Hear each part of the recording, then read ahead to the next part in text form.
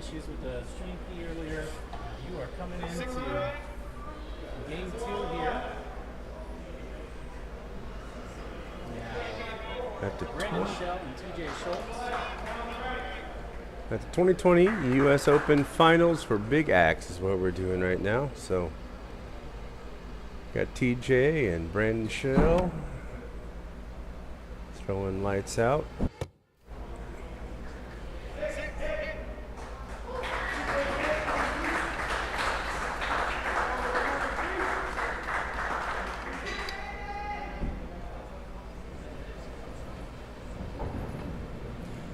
For those that don't know, this is a 5-throw discipline, so it's just 5 throws. They can throw for the kill shot, which is 8 points on the 5th throw, which is a very important throw because oftentimes we are 1 point or tied up games, maybe a 2-point difference at this level. And so there's a certain amount of strategy that goes into that 5-point game or 5-throw game. In the past, it used to be 10, and it was a little more grueling, but I like this format of 5 throws and a kill shot option on the 5th, but only on the 5th throw. So you won't see that in the game until that 5th throw. I expect a lot of really close games, overtimes, and maybe multiple overtimes. We had some of that going on this weekend. Absolutely. We had one game last night, 7 overtimes. 7. Mm-hmm.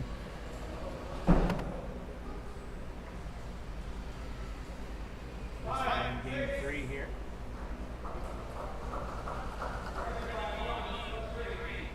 TJ and Brandon each have a game themselves on the 3rd match here. Mm-hmm.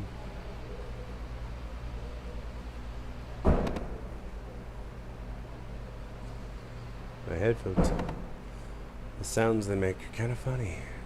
I'm getting used to this. I'm not really a streamer or use headphones, a gamer type of person. I don't fully understand it, but what we got here? 6-5. Brandon by 2.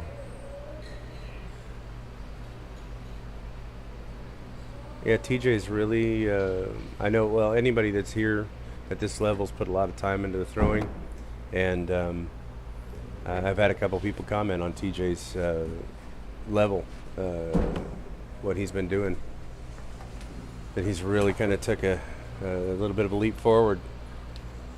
He's taking a leap forward. And absolutely. Absolutely. You're going to see TJ throwing later on in Hatchet as well. He was throwing lights out last night.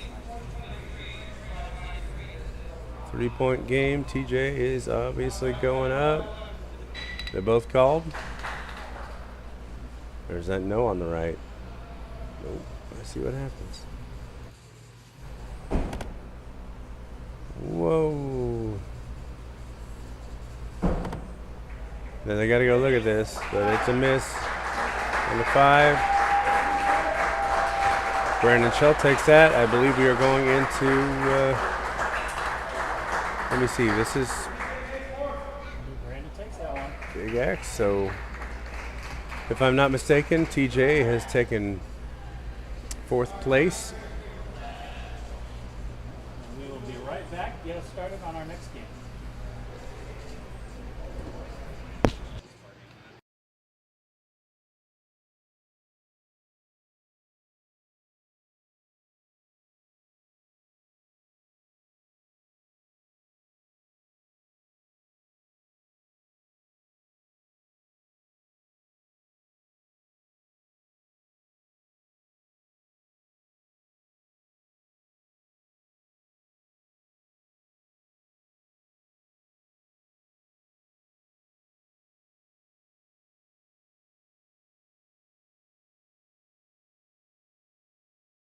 I'm fine if you want. There we are. Be the mic man. My headphones. Yours don't work.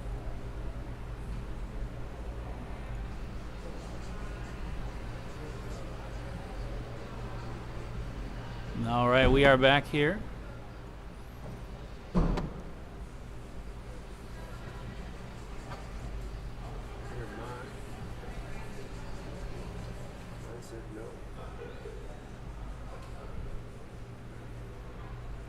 Having all kinds of headset problems here. Sorry about that. Michael, thanks for calling that out. And I think you can hear me now. It looks like you should be able to.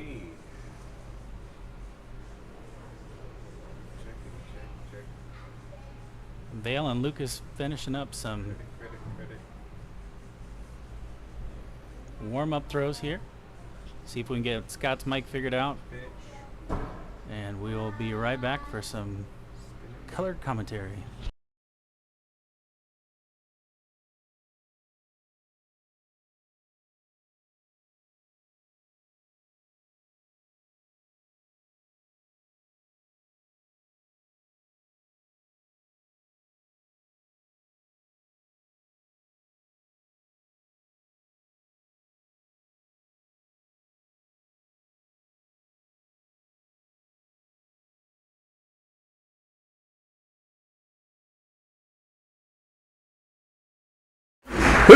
Ooh.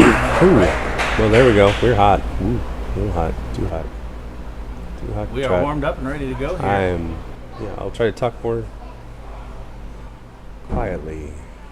Throw one on game one here with Lucas and Vale.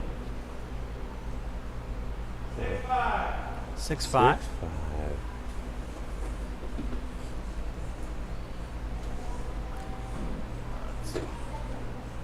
Fierce competition here on Friday.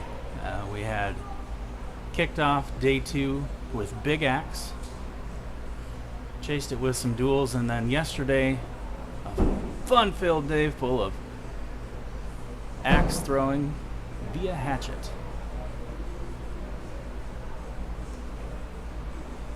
Yeah, it's interesting. We, as a sport, we're sort of getting specializations now. When we started, and it was just hatchet. Of course, everybody was hatchet. Everybody was standard hatchet league. Then they introduced big axe and then duels. And some people are kind of taking to specializing. An interesting development with the duels portion of this whole thing is the myriad of teams, multiple teams being formed, people wanting to throw with other friends, and that's kind of what it's about. But this big axe game, we have some fine competitors.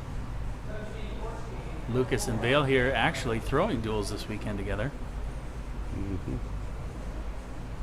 Very, very competitive. Game 1 here again. 2022 Ironside Open Championships. Big Axe here. Vale versus Lucas. This is throw 4 of game 1. Shane Funk, our head judge here on lane 3, calling a 6-4 there. And gives Vale the 5-point lead, 23-18, going into throw 5.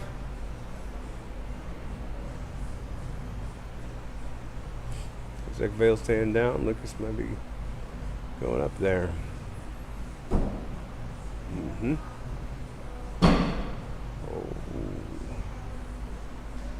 Might have gotten that. Oh. Vale Nice. takes round 1 there. Again, these are our A bracket match here. Those don't know, since it's a 5-round or 5-throw game, you stay in your lane to throw all 5. In the next game, you switch sides. So, not to cause any confusion to the stream or anybody at home, that's why they switch sides. And so everything's even on the boards. Plus, there's also, it's not even about the boards always, sometimes it's about the lane. Some people like the right side of the lane better, some people like the left. Couple of 6s to start off game 2 here. Looks like they like the sides of the lane they're on right now. If you're just tuning in, Vale took game 1 of this set of 2 of 3. Best 2 out of 3. Talked to both competitors, both of them good friends. They had a great weekend. We will be seeing more of them both throughout the rest of this broadcast. 5-6 there. Lucas taking a 1-point lead. Going into throw 3. So isn't Vale out of Texas? Vale is out of Texas, yes. And what about Lucas? I can't remember. Murfreesboro, Tennessee. Yeah, Murfreesboro.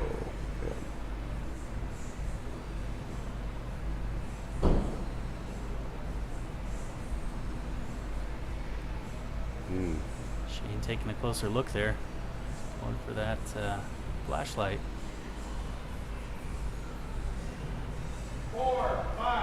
4-5. Very uncharacteristic there, Lucas. Again, if you're watching at home, the scores have not been flipping. So you'll just have to kind of keep an eye on there. Lucas on the left, Vale on the right. Throwing a very uncharacteristic 4 there. Tying the game up. 16-16 going into throw 4.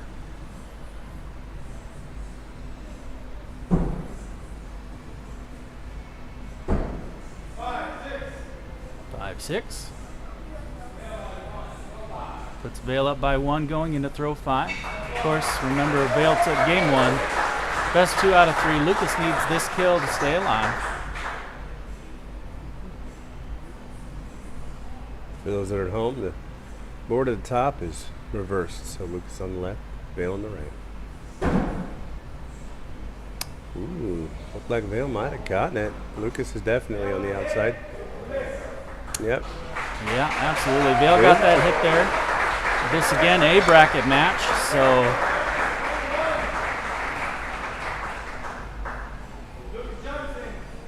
Lucas is not done. He's going to stay right here. That bumps him down to the B bracket.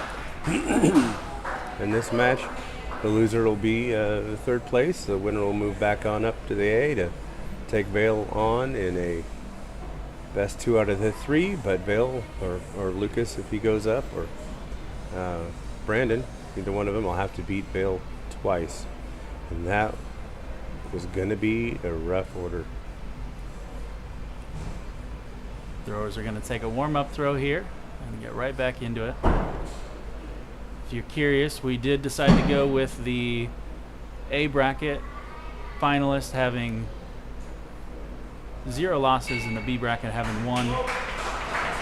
So the 2 B bracket throwers started out in the B bracket in this final bracket, if that makes sense. Cool. So the B bracket throwers coming in only have 1 loss to stay alive in this tournament. And Brandon has a very interesting throw. Yes, he does. He uses 2 hands, but he throws over his right shoulder. Now, there are other throwers that do that. I believe we see Nate Hodges throwing very similar to that. Nate Hodges definitely does, and some of the people that throw out of his venues. But it's still a little different. He's got that fine grip with just the fingers and the thumb. Kind of cast it like he's casting a big line out there. Absolutely. 5-6 there. That puts Lucas up by 1.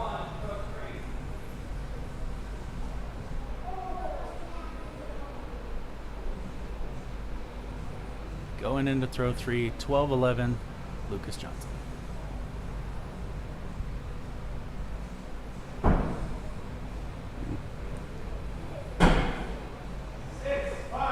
Yep.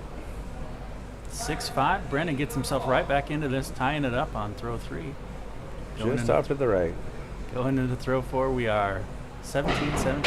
Uh-oh. Oh! Looks like they don't want to throw that. They want to go to kill.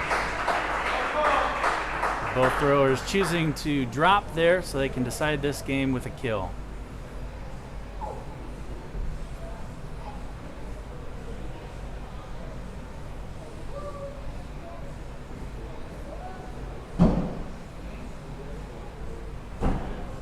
I don't know. Shane's going to take a closer look for us there. Both good. Both hits, 25-25. To end game 1 here in the best 2 out of 3. That's going to put us into sudden death overtime.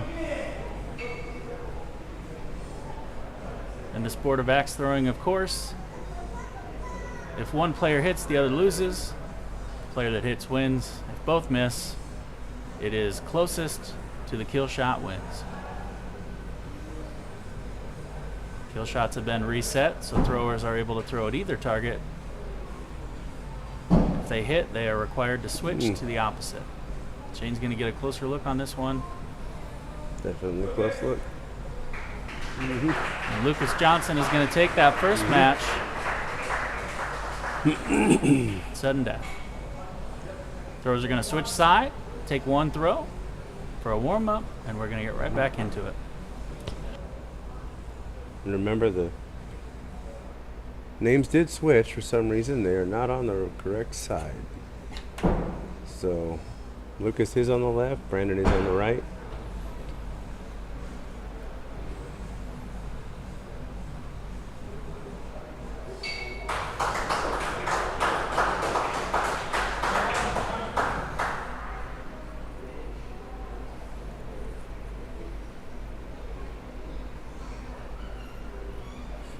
Here we go. Throw one. 6-all. So we can give a shout out to some of our sponsors while we're doing this. We have Bunisher Knives, Confluence, local brewery, Elm City Axe Boards that helped us get that good cottonwood up on the wall. Farm Bureau Financial Services is our insurance provider. We have Throw. Jesse is a wonderful photographer. We have, you'll see a lot of his work out about the Open very shortly. I'm sure he's always on point with his posts. Absolutely. He has been running ragged around here this weekend. Loves darting around behind our targets and taking some of the best photos in the game. Getting back to the match here. Best 2 out of 3. This is game 2. Lucas took the first match.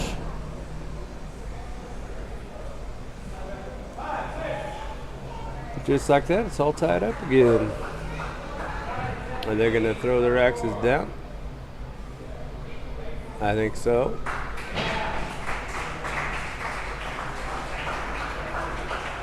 Rinse and repeat. They're going up, I'm sure.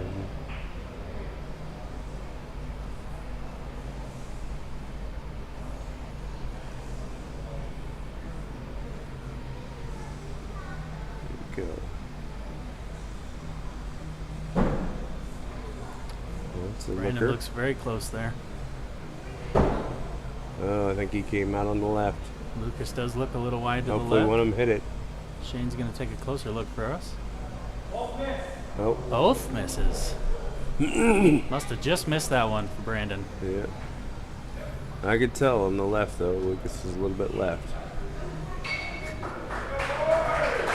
We got overtime. And Trent said earlier, it's who gets closest. Unless they both hit, They do it again on the opposite kill shot on their target. That looks like it very well might be good.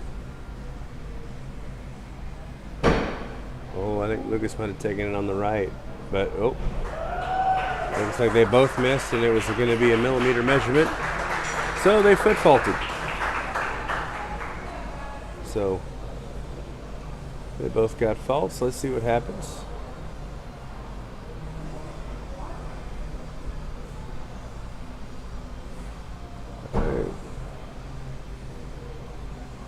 That's an outside.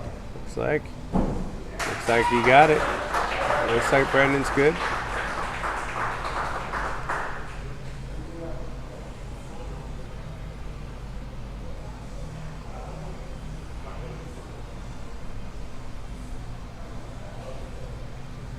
What are we seeing here? I'm not in on the conversation. There you go.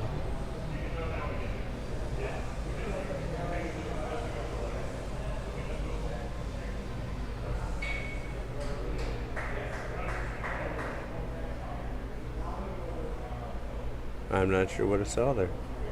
I'm not sure either. If they're talking about Brandon throwing the right kill, he can do that because the first one was his was a miss. Both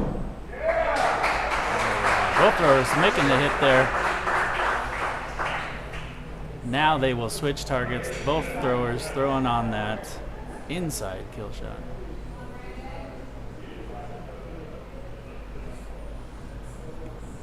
Apparently they both hit those. So we're still in overtime, to the best of my understanding.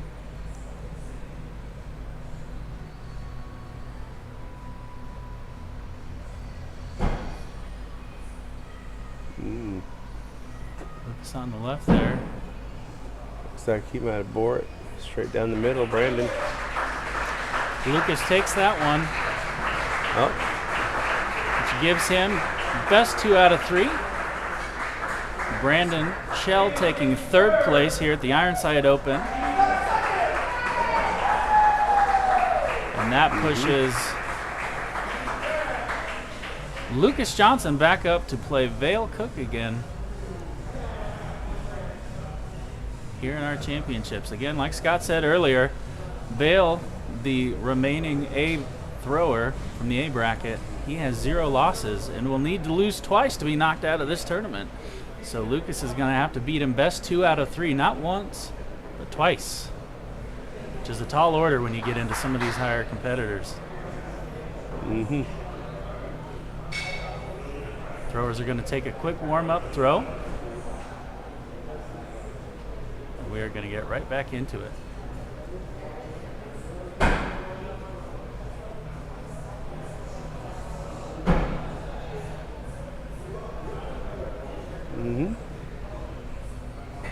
Here we are, game 1. Tie game 0-0. Lucas on the left, Vale on the right.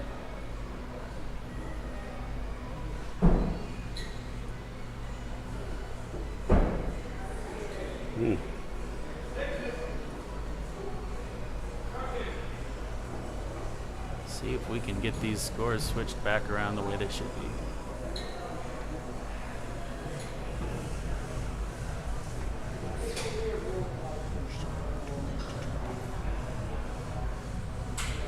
Great, Scott. Right. I believe I have done it. It At is least fixed. for this game anyways. Tags are correct. Lucas on the left, Ella on the right. First 2 throws were a 6-6. Second throws here, 6-4. Lucas catching the line. Lucas catching that line. He gives Vale a 2-point lead, 12-10 going into throw 3 here in game 1. I tend to live in that line myself. Don't we all? Well, except Vale, apparently. Yeah, Vale might have cut that line, but I think it's 6-5. Yeah, it looks like a 6. Let's find out. 5, 6. Yep. Hard to tell with these big axes. There's a few things that come into play with the scoring of these big axes. When you get to the pro level for sure like this, you need to have a pretty sharp axe for lots of different reasons. One is they kind of lob it in there. You know, they're not throwing really hard. It's a finesse game. 6-5. Okay, Lucas turning it on. Tying it up, going into throw 5, 22-22. Both throwers going up, Yep. as is tradition. But the sharpness is both, you can throw it light, but it also has to cut lines. When you're in the game of millimeters and you got to get a little pen mark on your other side of your axe, if you have a really wide profile on the front of your blade, it just pushes the line around and you can't cut it easily. So That is exactly right. there's just tools of the trade here we're working with.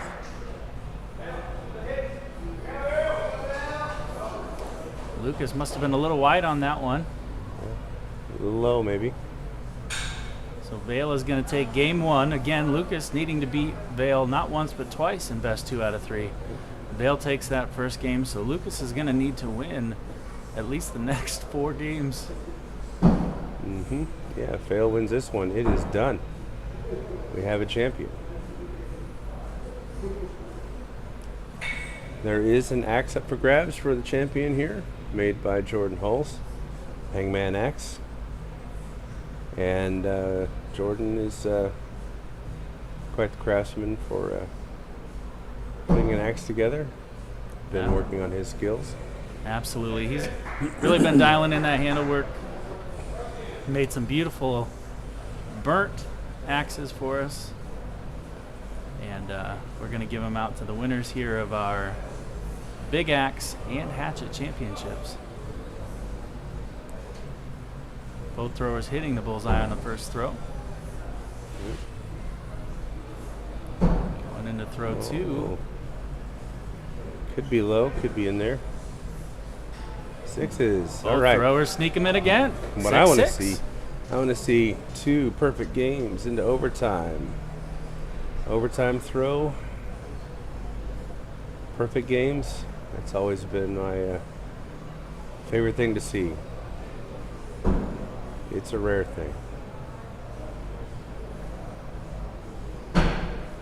Ooh, that might be a. Yep. 6-5 there. Vail sneaks out into the lead, 18-17, going into throw 4.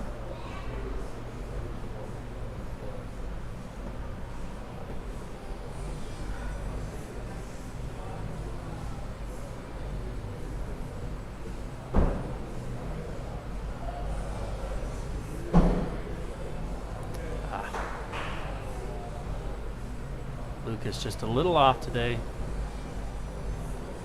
Seems like a lot of the higher caliber throwers that we have lately have been. I think the majority of them are steppers. So they step when they throw. There are some. Isn't it Josh Russo? I don't believe he steps. I can't remember, but he definitely has an interesting style. Very characteristic. There's not too many people that throw like him, and it works for him, obviously. He's taken home some pretty amazing hardware over the years. We got, looks like a miss. Hit All right. for Lucas, miss for Vail.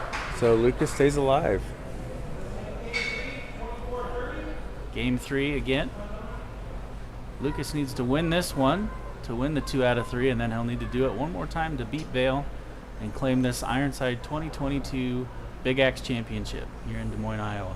So that was all about millimeters of a miss of a kill shot. That was all it was. Absolutely. If you're just joining us again, we are finishing up Hatchet here, or Big Axe here, rather. We will be going on to duels next and finishing up the afternoon with Hatchet. We had 4 brackets that we played yesterday. We took the top A and B from both, and we'll be finishing that this afternoon.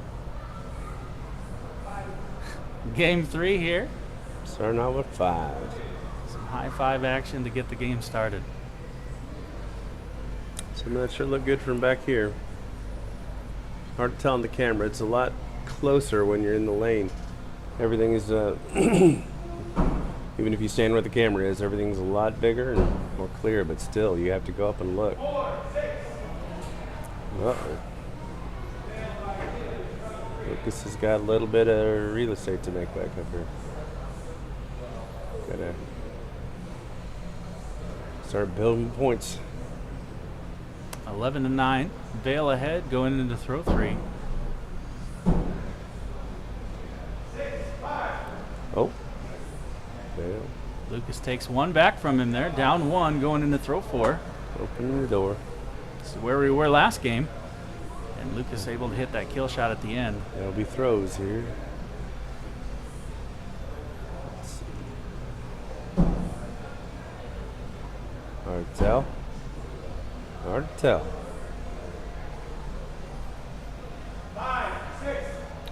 5-6. Got that point back. I think they're both going to go up. Yep. Absolutely. You love seeing that here in the sport of axe throwing. Vail did not have to go up. He could have stayed down and threw the 6. Yep. So throw a 6, and Lucas get an 8. Then they tie and go in overtime. They're treating this like overtime now.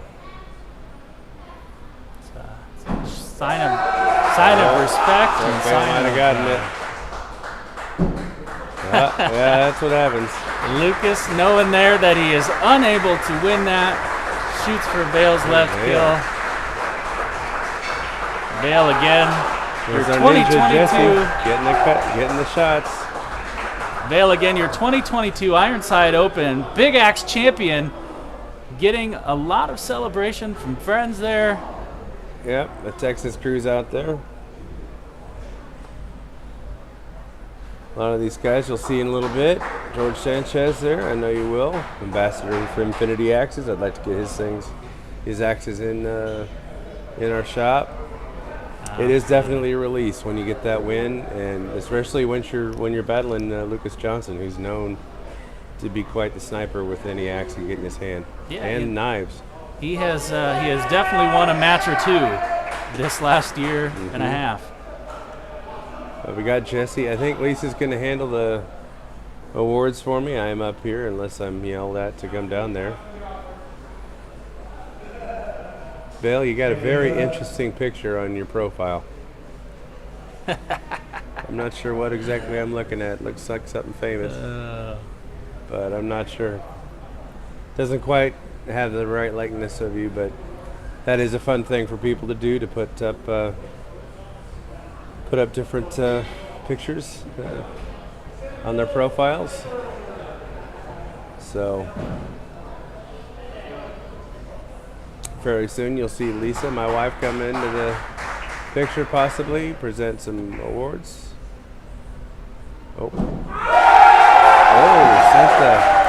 Sent the trophy out for 6. Yes, there it is. Your 2022 Ironside Open Big Axe Champion, Vale Cook. Nice. I spoke with him yesterday. He was very excited about today. Very excited to have the chance to take some hardware home. Lucas Johnson taking 2nd place. There's the girl. I saw her over there. And we are going to take a quick break here at Ironside. And we will be right back. So, dual practice.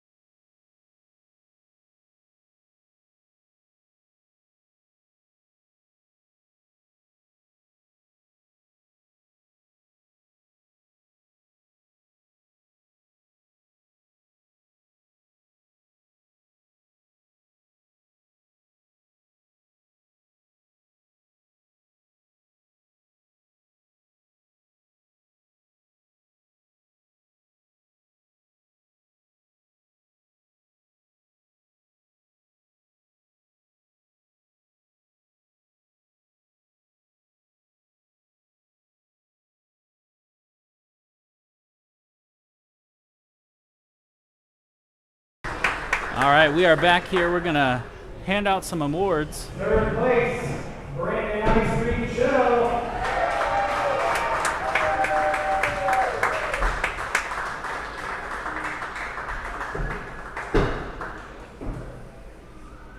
In 2nd place, 3rd place is going to go to Brandon Shell.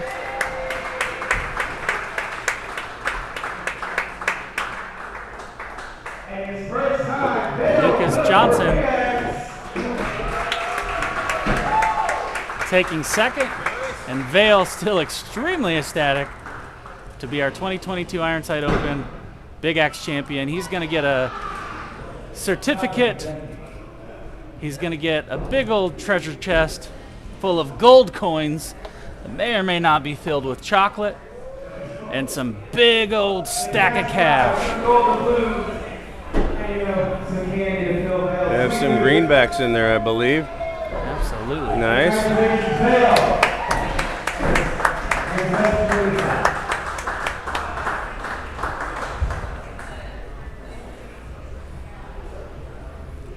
All right, again, we are going to go Any take a more? little bit of a break here. And we're going to get some boards changed. We're going to get going on our dual championship here at the 2022 Ironside Open.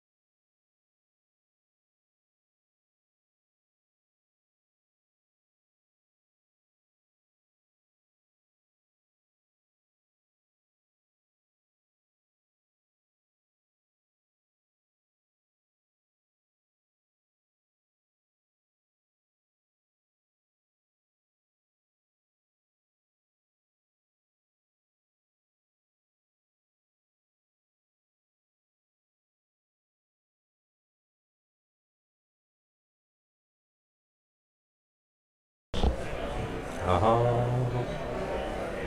Uh-huh. Uh-huh. Uh-huh. Check. Yeah.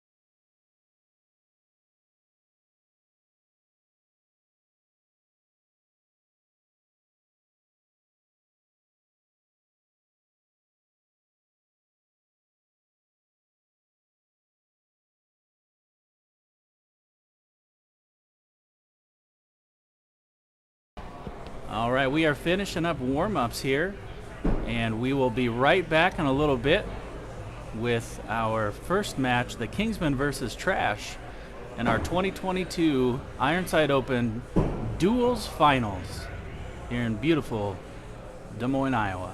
We will be right back.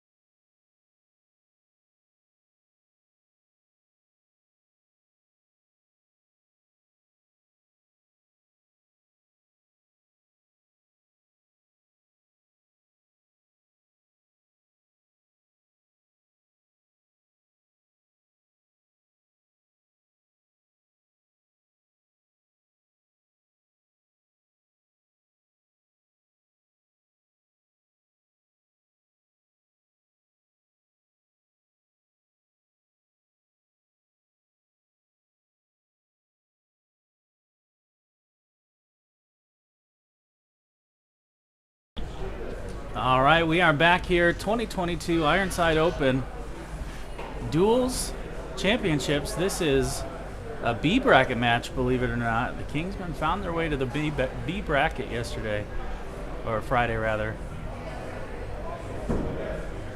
Kingman and Trash, which we just saw throwing big axes.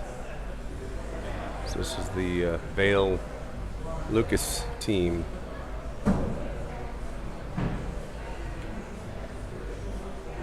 I believe they were knocked down right at the end, so they were battling out for A, popped down to B, and the Kingmen worked their way back up.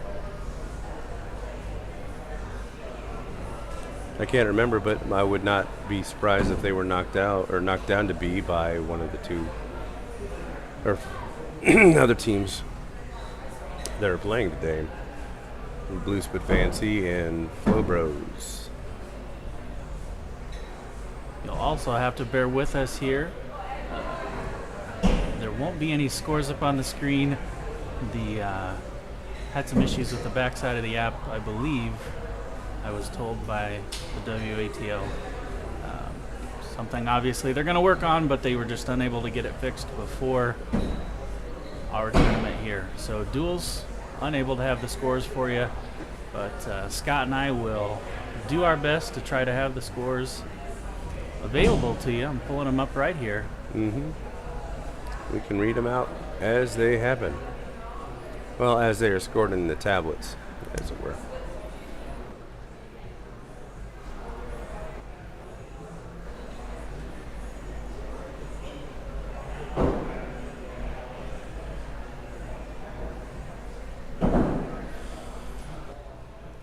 All right, here we go. Both teams taking some warm-up throws. Pardon me on the yawn. And the cough, I'm working on that, working my way through that. So, this is a long day. Of course, anybody that runs a tournament understands it's not just Thursday, Friday, Saturday, and Sunday. It's Monday, Tuesday, Wednesday, Thursday, Friday, Saturday, Sunday. We are on all the time. All right. Both teams showing some sportsmanship there. Of course, the Kingsmen wearing traditional Kingsman guard, matching Hawaiian t-shirts, very classy. Apparently, Lucas Johnson missed the memo this morning, not wearing a fancy button-up. He's going to have to get that figured out, Scott. Yeah, no, it's sometimes I don't know what I'm going to wear until my wife tells me, so. It's 6-5, 5-5 there. Takes Trash up by 1, 11-10. Go on vacation, never know what you're going to get. So the Kingsmen, I believe, are our longest standing team that has been together, throwing together as a duels team. I'm not sure venue-wise if everybody's together or not. I know that the Trash is not. They don't share a venue. Okay. Texas and Tennessee. They're not a typical team. I don't know if you've heard, possibly maybe some of you out there have heard, Lucas Johnson actually normally plays with another thrower. They've been successful a little bit here and there in the past. His name is Hayden Brown. Yep. I think maybe they did pretty well at Worlds once or twice. I've seen them on the screen a few times. All right, last throws there were perfect sixes across the board. Trash keeps that 1 point lead, 23-22. I'm not sure if the microphone's picking it up, but it's a beautiful thing to hear those axes clink when they hit the wall. Yes. Yes, it is, as long as you don't hear them hit the ground shortly after. 5-4 there for Kingsman. A couple of sixes for Trash. Extending that lead out 35-31. Going into throw 4 here. Yeah, and in this discipline, you can call kills. One person can, or both people can, and both in the team. And they don't have to throw them on the fifth throw. They can call them anytime they wish. Colby going up there. Head judge Shane Funk's going to sneak into the lane, take a closer look, let us know if that was a hit or not. Trash with a 5-5. Kingsman. Colby just must have missed that just by a little bit, but that was a 0-5 there. Terribly Trash. hard to come back from. Absolutely. Trash taking that jump out there, 45-36. Colby's calling it again. Again, like Scott said, one thrower can throw both.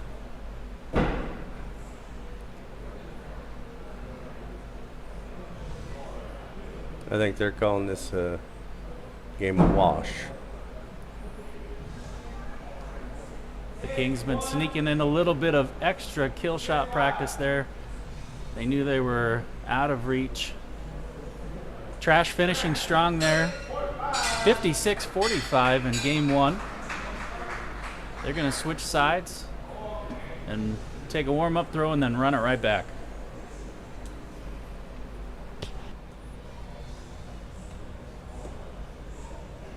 Yeah, for those at home that don't know, it is extremely difficult for for most teams to kind of stay on their side and get everything together time-wise and get in a rhythm.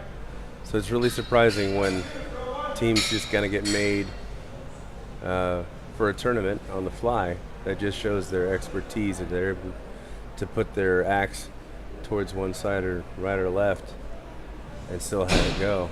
There you go. Absolutely. That's the clack we're looking for. The precision we've seen this weekend has just been unreal. The Kingsmen tightening things up a little bit with a couple sixes there. Trash with a 5-4. That gives Kingsmen the 12-9 lead. They are up by 3 going into throw 2. And no game is set in stone from the start first throw. So even though they are up 3, things can change quite a bit. Absolutely. One drop by either player or both could be devastating. Puts your other team right back in it. Looks like they found their spot. 5-6 for the Kingsmen. Shane looking for a flashlight. Taking a closer look there.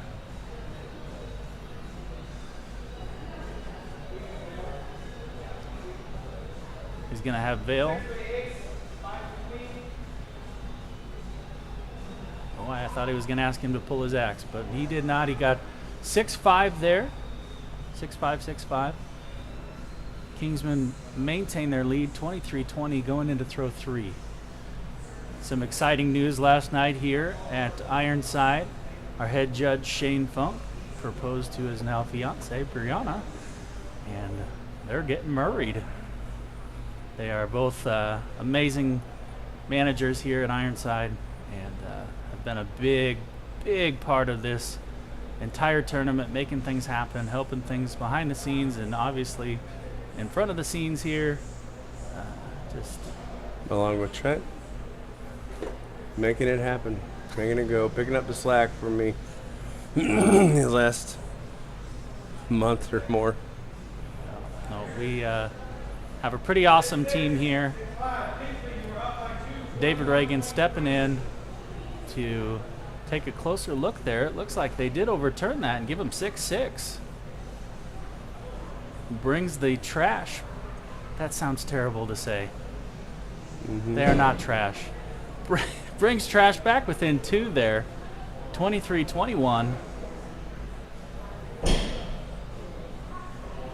Yeah, that's the thing about duels. They have to have a team name, and some of those names make you cringe. 6 is all. Luckily for this broadcast team, there is nothing in the finals here that is too extremely colorful. But you're right, there are some good ones. Throw 4. Kingsman still up by 2, 35-33. So there might be a 4 there. He might have picked that 5, but uh-oh. Looks like we might have tied it up. We'll have to see.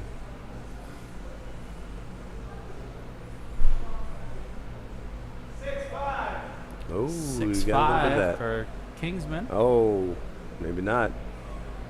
6-5 for Trash. Going into throw Everybody's 5. 60 or 46-44. All throwers call and kill. 2-point game. Now this is actually can be an advantage for these higher level teams because they're used to throwing kill shots with their axes, and there's also no danger of collision or dropping. Now, when you know that you can hit that kill shot on command, or at least pretty often, it can be valuable. Kingsman with a hit and a miss. Trash with at least one miss here. Sure, the Kingsman got it.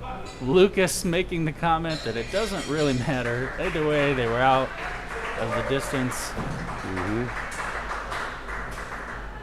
We're into And round 3. Pushes us into game 3. Each team taking one of the first 2, needing that third game to decide who's going to move on here and who's going to take 4th place.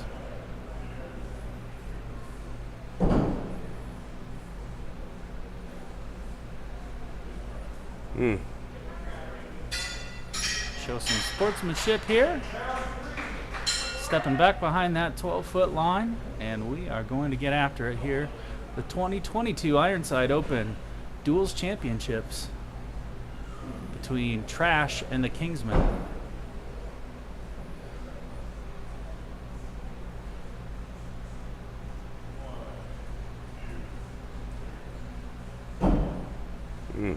Throw 1. You're getting close to that 10-second line. 4-6-5-6 gives Kingsman the 1-point lead.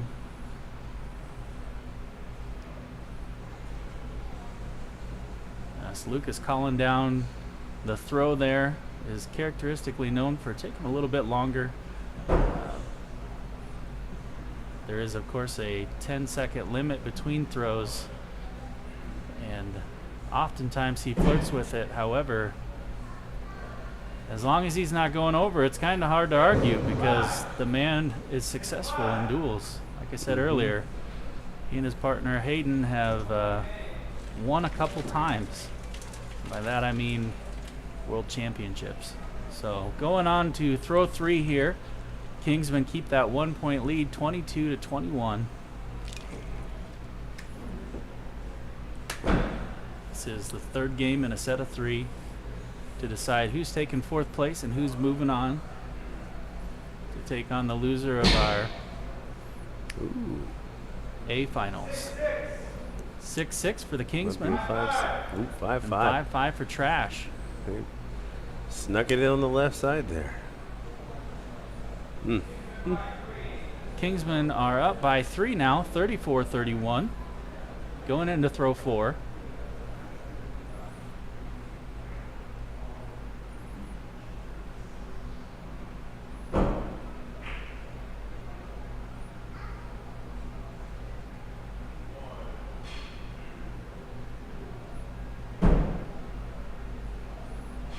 Five for the Kingsmen. 5-6 for Trash.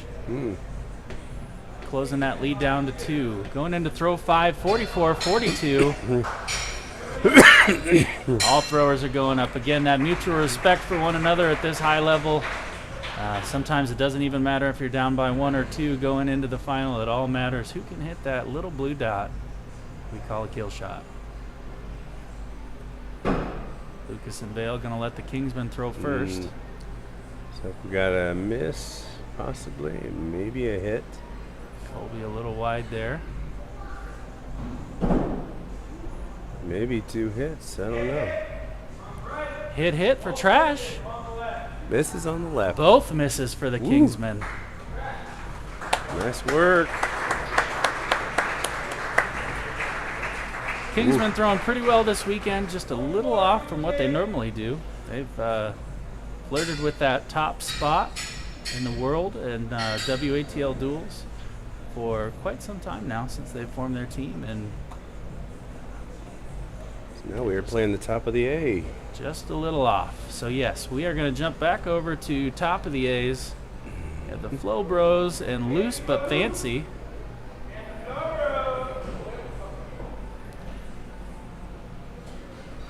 No. Of course, Loose But Fancy being ya boy Fancy Lad there, and Tony Loose. Flow Bros are two Tyler Flynns. Scott? Who is that that gentleman with all that hair? Mine's kind of falling out in a few different places. Oh no. Taking a closer look at that thrower cam, it is in fact John Depke, a grown man wearing a wig. If you know John, beard. if you know John, you know he is always the life of the party. Great guy. This is their thing, the Flow Bros. Taking their warm-up throws. Sucky should be in a video, some country video with Absolutely. I don't know. All right, we are going to pull up some scores Handsome for lads. you here.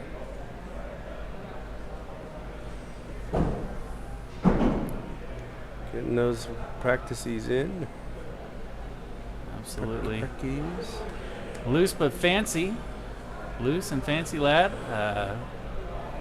Throw out of the cut down there in the great state of Texas. John Depke from Blades and Boards. Tyler Flynn from Timber Beast have represented their home venues very well this weekend. Very impressive runs, very impressive games. And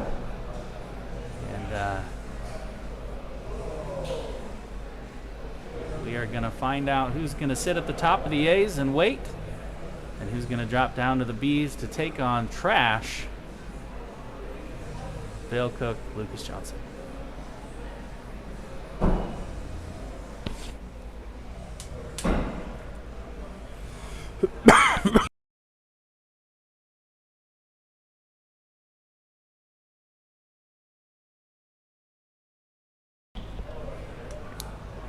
Pardon my cough.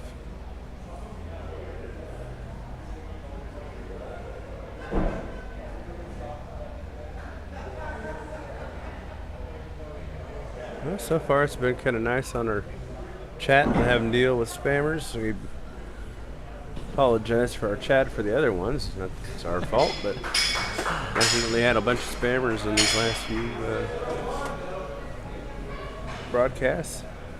So here we go. Fingers crossed. The only offensive thing in our stream chat this week is Michael Dolan. That's only because his beautiful face isn't here, and I'm offended. Throw one here, game one. Loose But Fancy in the Flow Bros. All right. 5-5 for the Flow Bros. 6-4 Fancy, for huh? Loose But Fancy. Fancy and Loose. Michael Dolan is your fan. That, in fact, is two different ways to add up to 10, which is the score going into throw two. 10-10.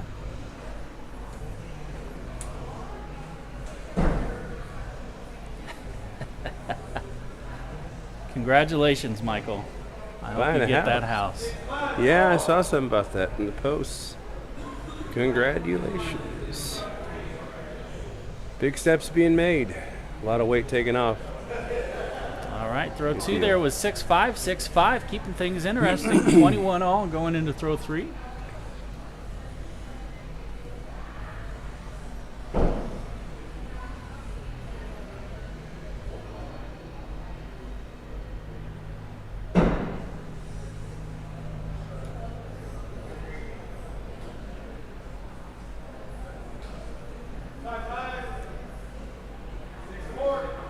Flow Bros with a 5-5. Couple more Loose tens. But Fancy 6-4. We've seen that before.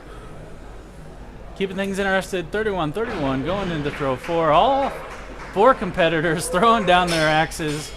We're going to decide this first match with kills. My opinion, they should all try kills on that throw. See how that does. But this one's good too. Everybody going up there. Cannot tell. Yes. That At the 80-80. 88. looks like a handful of 8s there. Giving us a tie game at 5, 47-47. Do it again. You gotta do it again. Going up here in sudden death to decide who's going to take game 1. Best 2 out of 3 here. And the last of the A's at the Ironside Open 2022. Welcome to Yeatonheim, the theme this year. Tony seeming pretty confident. Design made by yours truly on the artwork. Happy with that, how that came out. That is 16 more points for each team. This is the kind of competition we love to see. Again, Fancy, one of the 2 throwers involved in that 7 overtime game last night. I'm blanking on a name because I'm terrible with them, but it was a Battle of Texas. We had George Sanchez. George Sanchez, that is correct. Yeah. 7 overtimes in their Hatchet finals. With Infinity Axes, I want to get my hands on some of those, really do. He's throwing the hammerback model. I don't know what it's called, but it's got a hammer on the back and a nice long blade on the front. Not sure what we decided there. Not sure either.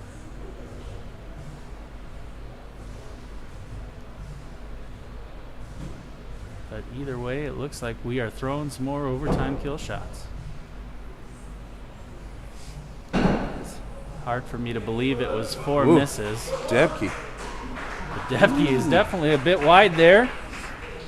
Uncharacteristic. I'm going to blame the hair. Yes. Loose but Fancy taking that first game. Beard game is on point, though. Debke always looking sharp. I believe he's some sort of sponsorship with some sort of beard product. I do believe I saw that T-shirt, and I think Cannot I was tell you given a who they coupon code. Yeah. Again, Waddle opening up some restrictions for jersey sponsorship. We've seen a lot of these throwers picking up small mom and pop businesses all the way up to big name brand sponsorships, helping with travel, especially some of these high-level elite throwers that are hitting these major tournaments weekend after weekend. Sponsorships really help that ends meet. So I know they've been very thankful that they've been able to add those to their jerseys and get some help. 6-6, 6-5 there. Loose but Fancy takes that 1-point lead.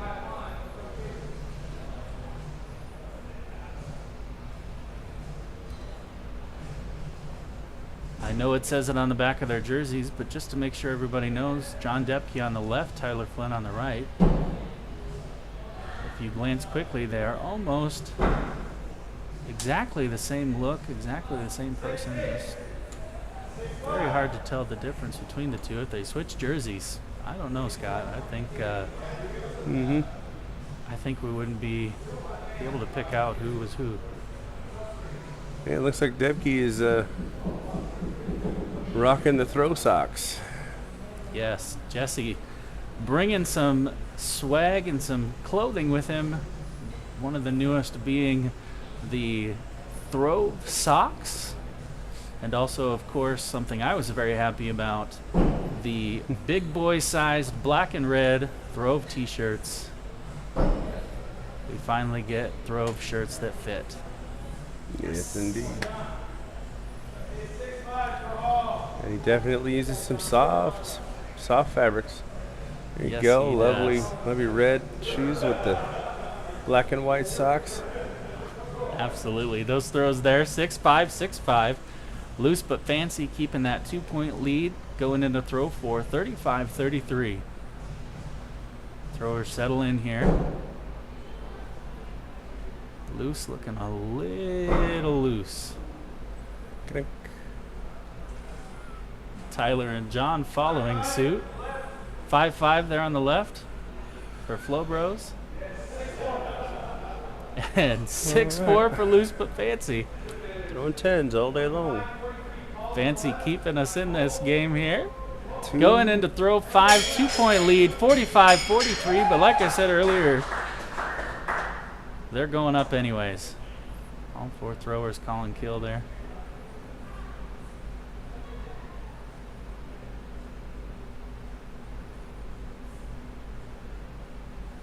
Loose But Fancy kind of resettling in. Flow Bros.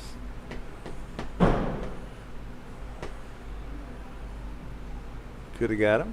Might have got him. Hard to say. Fancy seems to think that they got him. From the wiggle and the jiggle.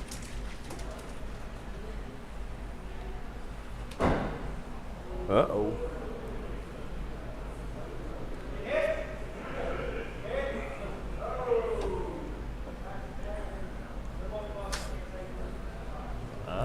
Loose But Fancy takes that with 2 kills there at the end.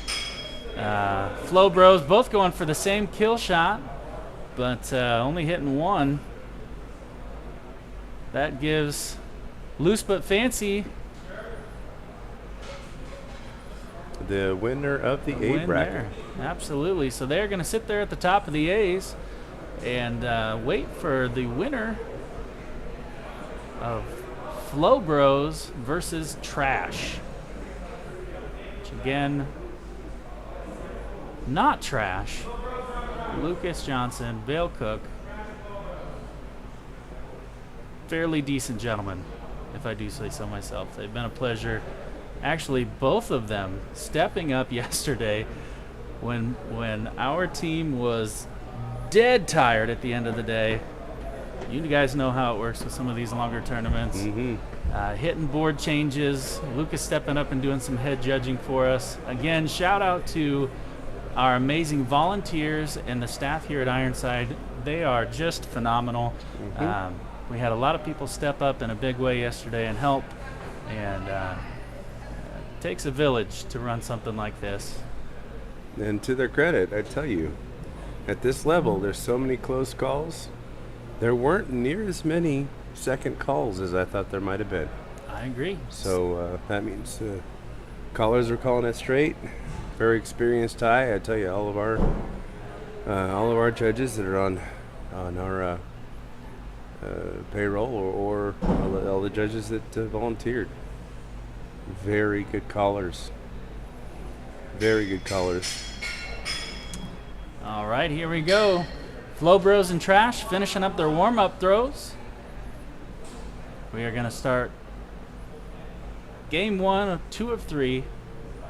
Throw number 1 here at the Ironside Open 2022 Duels Championships. Ooh. Again, like Scott said earlier, these made-on-the-spot teams are always very impressive. They've very little time to practice with one another, solely relying on previous experience and just that ability to just stay in your lane and only hit that one side. They have been killing those 6-6s. Lots of 12s coming from Lucas and Vale. That was 6-6, 6-5 there. Takes Trash up 12-11 over the Flow Bros. John Depke and Tyler Flynn. Clearly can't tell them apart. They are but one person. Good thing he's got his name on his jersey. That's a fact. Can't really make out Flynn's. He's rocking the little bit longer hair. But there's that characteristic green of Timber Beast, so kind of put 2 and 2 together there. And 6-5, 6-5 on throw 2. Trash still up 23-22 going into throw 3.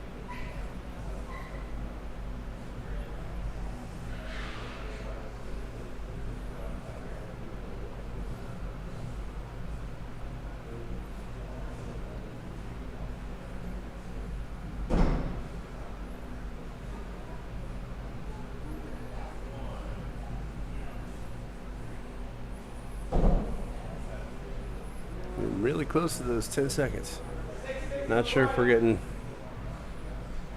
screen lag every once in a while. Seems like we might have a little lag, but 6-6, 6-6 there on throw 3. Trash keeping that 1-point lead, 35-34. yeah, very metered throwing, lots on the line. You gotta think about what you're doing. You gotta relax. And for those that haven't done duels, that have just done Hatchet, there is definite difference having somebody like right in there on your elbow waiting to throw right next to you. It does change the dynamic.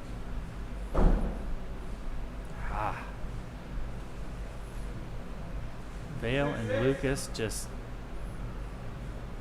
laser-like skill there, dialed in. 2 more 6s for them. Another 5-6 for the Flow Bros. Trash is up by 2, 47-45, going into throw 5. As is tradition, everybody's going up. A lot of 2-point games. A lot of 2 I points. think, Yes. the last, I don't even know when the last one was I think there was a 1-point game in there. Then we had the tie game. I don't know about that one. Depke looks a little wide to the left there, Mm-hmm. depending on the tilt on that axe. Yeah. Devke's Vale. having a left day today. Shane taking a closer look for us. Hit and a miss. And 2 hits for Trash. That's going to give them game 1 and best 2 out of 3. Throwers are going to switch side, take a warm-up throw, and get right back into it.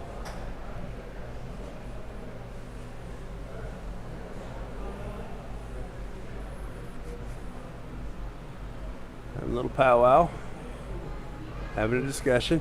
Whoop. Hill sneaking away there. Reeling back in. Again, want to take a second just to thank the millions and millions of people at home watching this live stream. Don't forget to hit that like button, hit that share button, and if you haven't yet, go ahead and subscribe to the WATL's YouTube page. That way you get notifications for all future live streams that happen at all the other amazing venues all over the world at the WATL.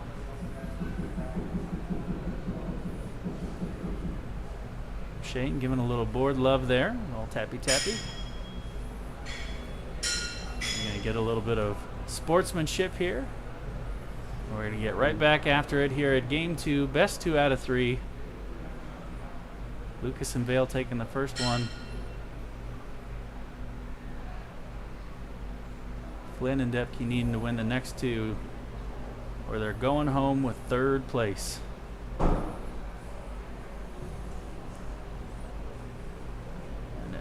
Judging by that throw, it doesn't look like they have any plans to do anything like that. That was pretty tight there. 6-5 on the right, 6-6 on the left. Trash.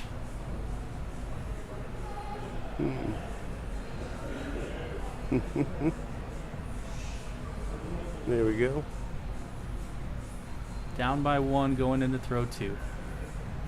And Flow Bros up 12-11. Going into throw 2.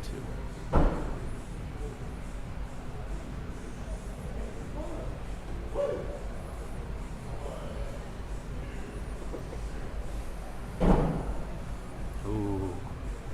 Vale a little bit outside that 5 ring. 6-5, 5-4. 23-20. Flow Bros are up by 3 going into throw 3.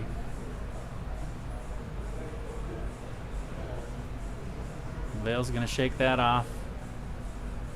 Staying calm. Still got a smile on his face. There's still a lot of throws left in this game. And even another match after that if they need it. There you go.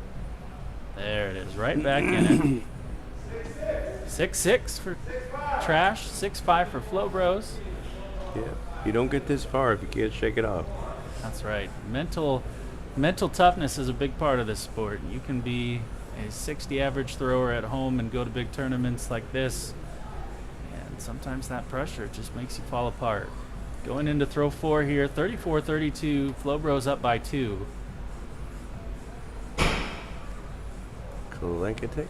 Keeping it tight there with a couple. Maybe a little low on one of those. Maybe that's hard to say.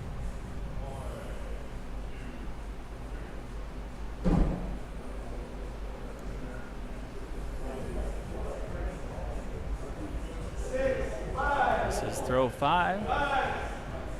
Ooh. 6-5 for Trash.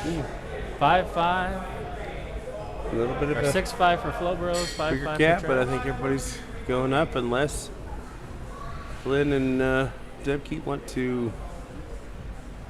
It's not, actually, you can't. There's no guaranteed win. You can't say we're going to go for 6s because that's the danger zone. Absolutely. So they're doing 1/2. Okay. And that is one way to do it. Because you can do a bull and a kill, and that separates the axes, but still. It's kind of a safe play there. Like Scott said, you can't stay down. Sometimes you just have to go. But look at that. The door is open. The door is open. Hit and a 5 there.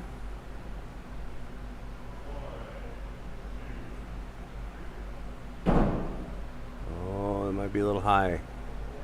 Yeah, it might have gone a little high. Hard to tell. Both throw. Oh. Vail with the miss. No, it was a 5 too. Flowbros think take that that'd one. be a 4. 58-50. That was a 4. That's just it. We are Get after it, guys. going into game 3. Get after it.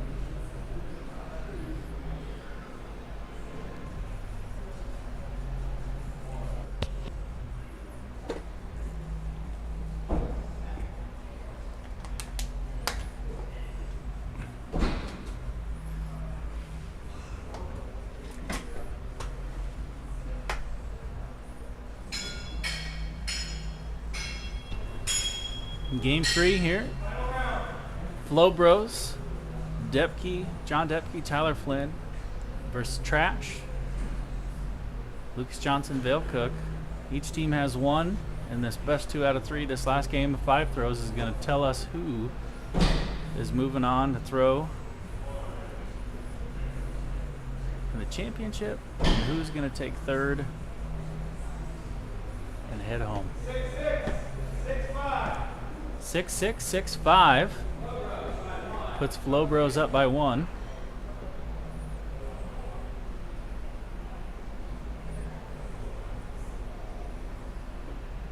Going into throw 2 here.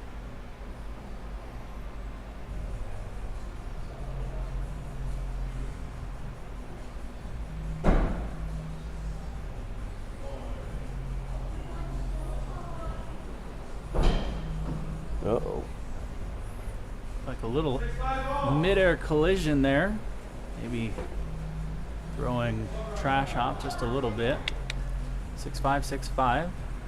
Keeping that score tight, but it's still 23-22. Still a 1-point game for Flowbros.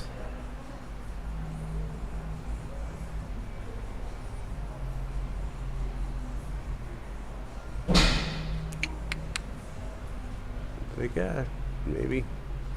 So hard to tell, but it's always nice when they look like they're one axe and then in the wall. Single axe. Repeated on the left. 6-6 for Trash.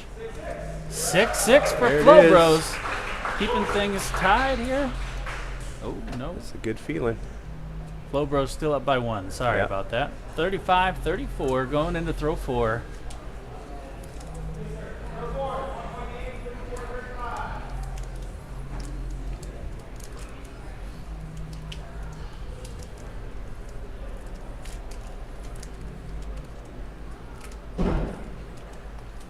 Going with the quick throw. On average. Getting it done. Oh. Another very tight throw from both throwers, both teams. 6-6. Oh, 6-6 for Trash, 5-5 for Flow Bros. Depke and Flynn taking a little bit of a closer look, making sure. 46-45. Trash takes the lead on that 2-point swing. And all 4 throwers going up here on throw 5.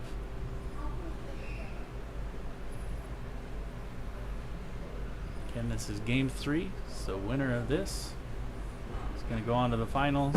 Loser is going to take 3rd place. Depke and Flynn both seem pretty confident there were hits. Hugging it out. Got the Flynn hug. If you haven't had a Flynn hug, go up and ask the man if you can have a Flynn hug. Lucas not as confident on his. Oh. Shane calling Lucas's throw a miss, and that is going to give the Flow Bros the win, 61-54. Here at the 2022 Ironside Open Duels Championship. Trash has 3rd place, Yeah, which ain't too trashy. Trash takes 3rd place. That's a The lot of competition. on-the-spot team of Lucas Johnson and Vale Cook. Very successful here at the Ironside Open. Going to take home some sweet, sweet money. Might be some shenanigans going on this round. These players are a lot of fun. Never know what you're going to get.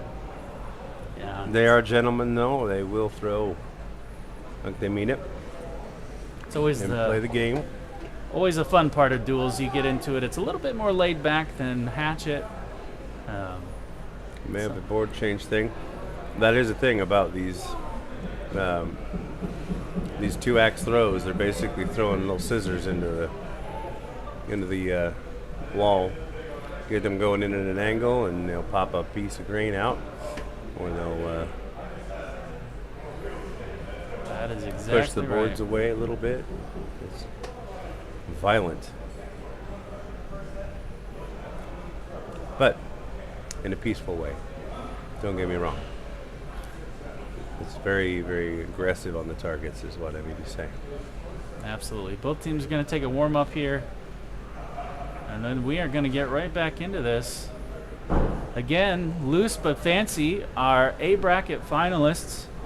So Flow Bros are going to have to take on the big task of beating them twice. Best 2 out of 3.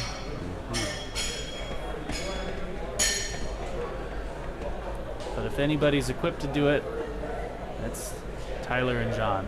Or John and Tyler, or maybe they're both Tyler. I don't know. Again, if you're watching this from home, they are literally the same person. I don't know if you can see that. John just looking so much like Tyler with that wig. It's almost like they planned that, Scott. I'm thinking maybe there was some planning involved in here. 5-5, 6-6 to start. Loose But Fancy taking that 2-point lead, 10-12. There's definitely some planning if he flew out, because there's only so much room in your suitcase. That's exactly right.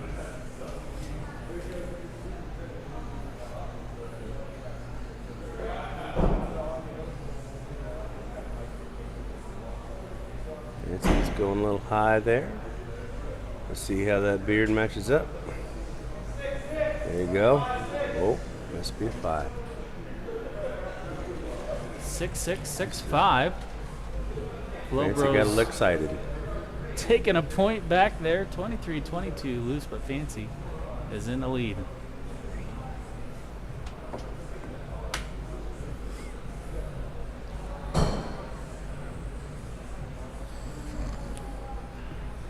Fancy settling down a little bit there, sharing a moment with Tony. They are very confident in that throw. And they should be. 6-6. The Flow Bros 5-5. 5-3. Oh yeah, double 5s there. I did not catch that. 35-32. Going into throw 4. Loose But Fancy is in the lead, and that is exactly what we were talking about early, Scott. Yeah. That drop can be absolutely devastating. Changes the dynamic of this game. And a big swing. Flowbros stepping back into the lead. 43-41, 2 points going into throw 5. Fancy going up, Tony going up, John Tyler going up. We're all going up. Quite honestly, this is another one of those times that we talk about by the mental game, because if you have to pick your axe up off the floor and you're up here in the finals, you got to be able to shake that right off and throw it again. Looks like he might have done that real well. Fancy seems to say 6-6 with his head. Very confident on those double kills. Ooh. John looks a little bit wide. Ooh. No! All hits, all across the board. Loose but Fancy is going to take that game.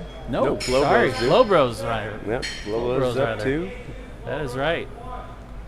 That drop was detrimental to Loose but Fancy in that last game. And again, remember, Flowbros have to take 2 out of 3 in this first match to go on to another 2 out of 3. So if Flowbros win this round, we go into another set of 3.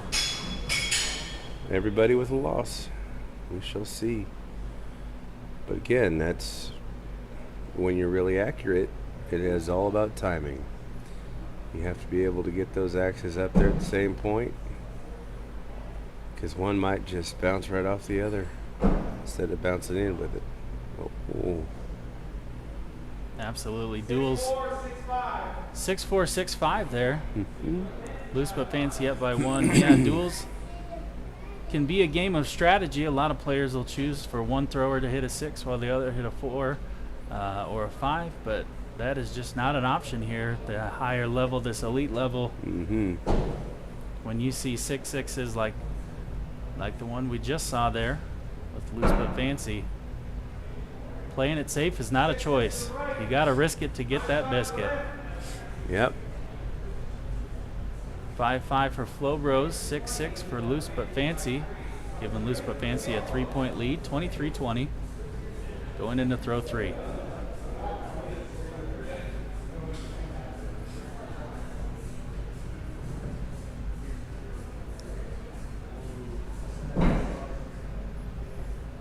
I know Fancy's been in the game for quite a while. Loose is somewhat of a newcomer to the sport, if I understand everything correctly. Not a newcomer, but I mean, not near as much as Fancy. Oh, Fancy, careful there. Can't get too excited.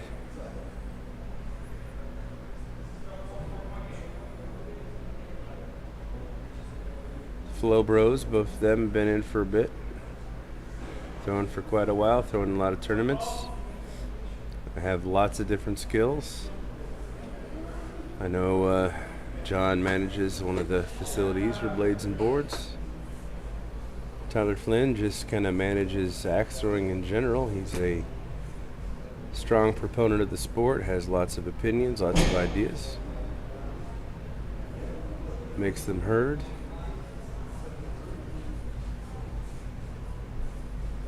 Just eats it all up. Pretty successful throw there.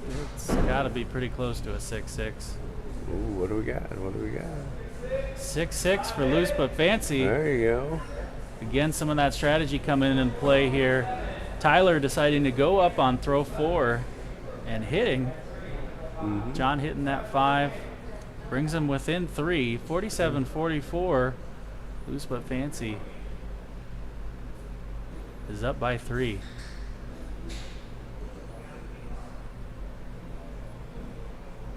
Now it's starting to talk.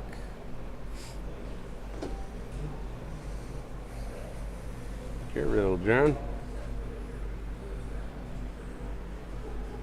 We can do this for a living. Don't miss. Here we go. 2 calls, so interesting strategy. Fancy going up. Tony staying down. Quite honestly, with the way they've been throwing, they should have just both gone to it.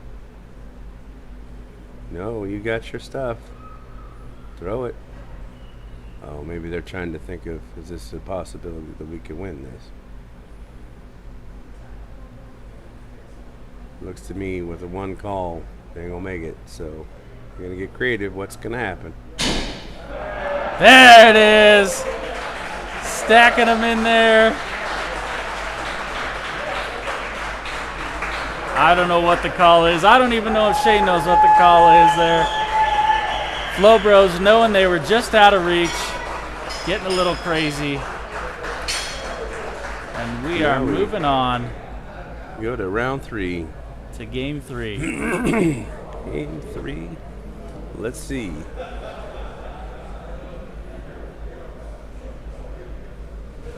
Both teams going to take one for fun here. And we're going to get back into game 3.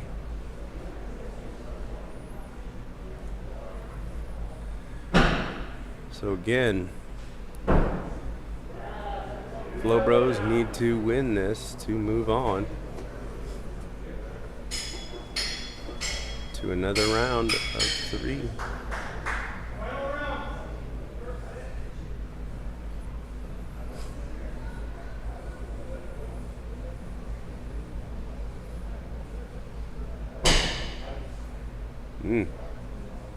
Yeah, they're happy with it.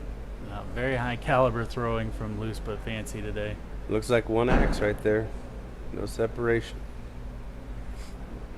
I spoke with Fancy the other day on the deck. He was telling me sometimes he would rather just play tournaments all the way through to the end because he catches himself on a roll and then has to sit down for the night, take the time off, and come back the next day and start again. But Scott, I don't think he's had any issue getting back into it. They have just been throwing lights out. I think he's talking about a preference and not a need at all. Absolutely. Hey, matchy. Look at that. 6-5, 5-5. Oh, except for the little bit of 6 ring there. That's at this point, somebody's got to hit a 6. Somebody's got to hit a 6. 6-5, 5-5 there on throw 2. Giving Loose But Fancy the 2-point lead.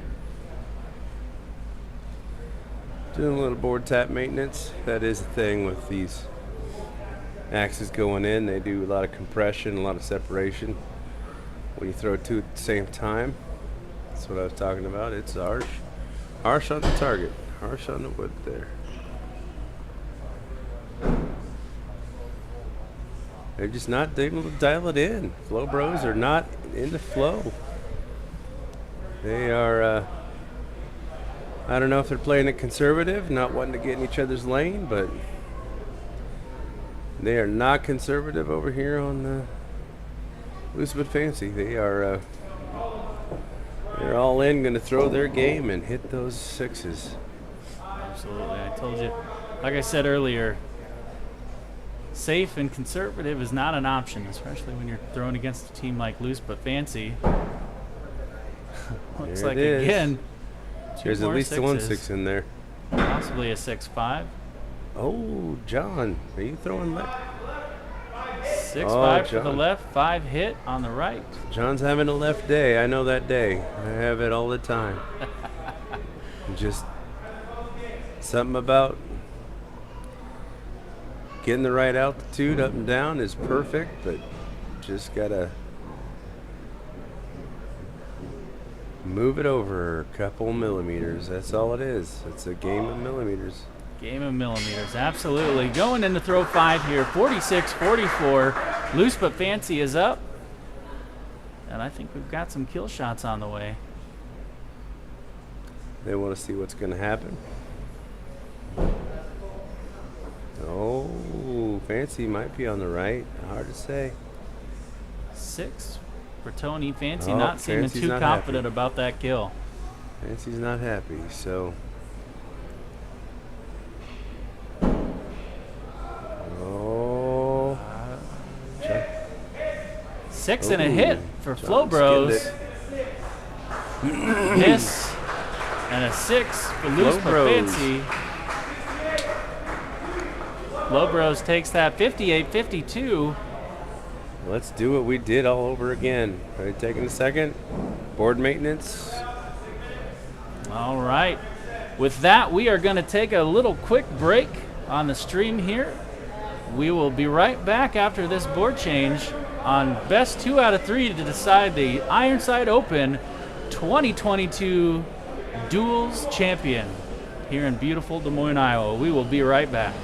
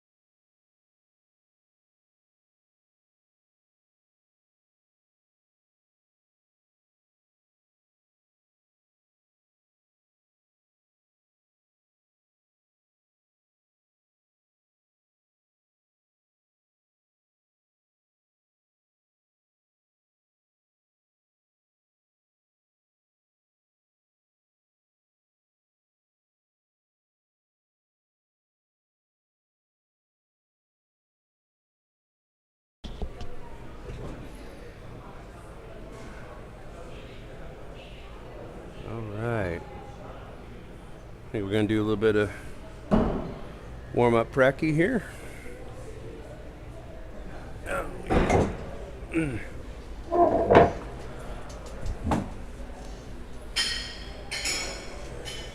Trent is otherwise indisposed at the moment. He will be right back. Alright. I will be your commentator.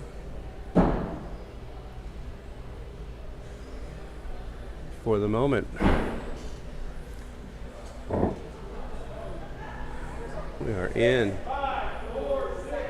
6-5-4-6. Picking up where we left off. Lucifancia won. Everybody has a loss, so this is a strict best of 3 match. Kind of figured it might go this way. Hard to say though.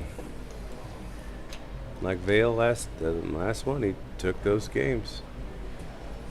Absolutely. These Sometimes are it just goes two. way long, sometimes it's short. Oh, here I was about ready to say 2 high-level teams, and then Tyler and John go and do something like that. Mm-hmm. There we go. Again, you see that ability to laugh. Duels being a little bit more laid back than Hatchet. Come on, Tyler. And a 4-5 is not going to kick them out of this game. Especially Seem to have a little bit of disintegration. with Loose But Fancy throwing uncharacteristic 4-4s. Tony celebrating there. And I can All tell right. you, there is no, is it hippodroming or whatever that is called? That is not happening here. These are purely muscle or mental or something else going on. Somebody ate the wrong kind of Chinese food. I don't know. Oh, Flynn. Tyler with a drop. What happened there, dude? That's the other part of this game that people might not understand is when you do have those collisions and you have sharp axes, depending on what they're made of, what you're throwing, you can get a bend in your blade. Yes. And that bend can be just enough to cause it to not want to break the surface deep enough to hold that axe. So it looks like he's throwing one of the new clubs. Is that the club? Looks like Flynn's throwing. Not sure. Okay, Definitely one of the guys. newer wattle axes. Okay, let's get on it. Get on it. Throw 5 here. Loose But Fancy.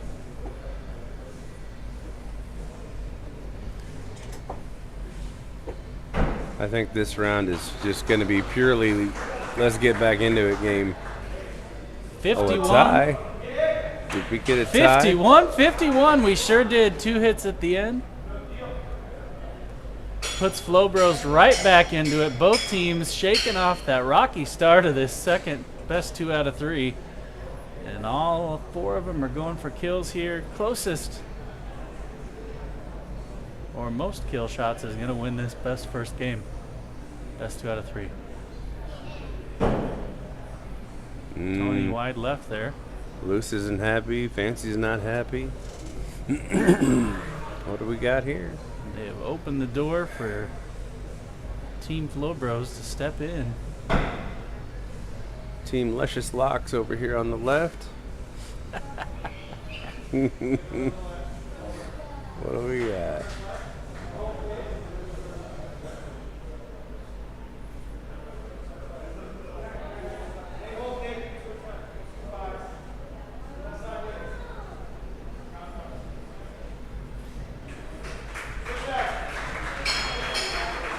Seemed to be a little hiccup there, but game 1 goes to Flowbros with 2 hits.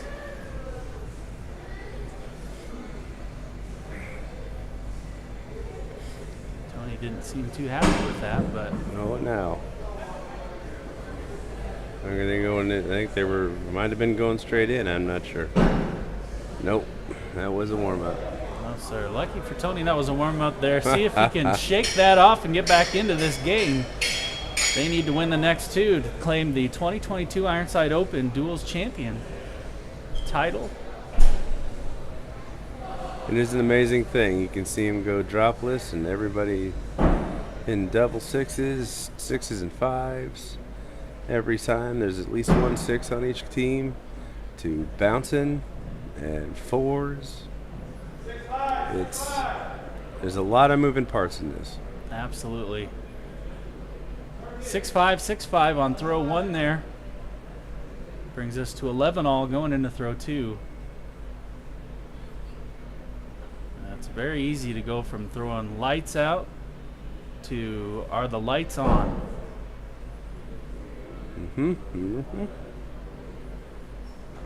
Fancy's not happy. Fancy with a quick head shake, but Tyler with a drop there. Tony's trying to give the back pat to make you feel good. 6-6 for Loose But Fancy. Flowbros with a 5 floor. 7 point. If there is one person that you're going to see in these games, and in any game, think about the game for what it is. You know, should we strategize? That's Tyler.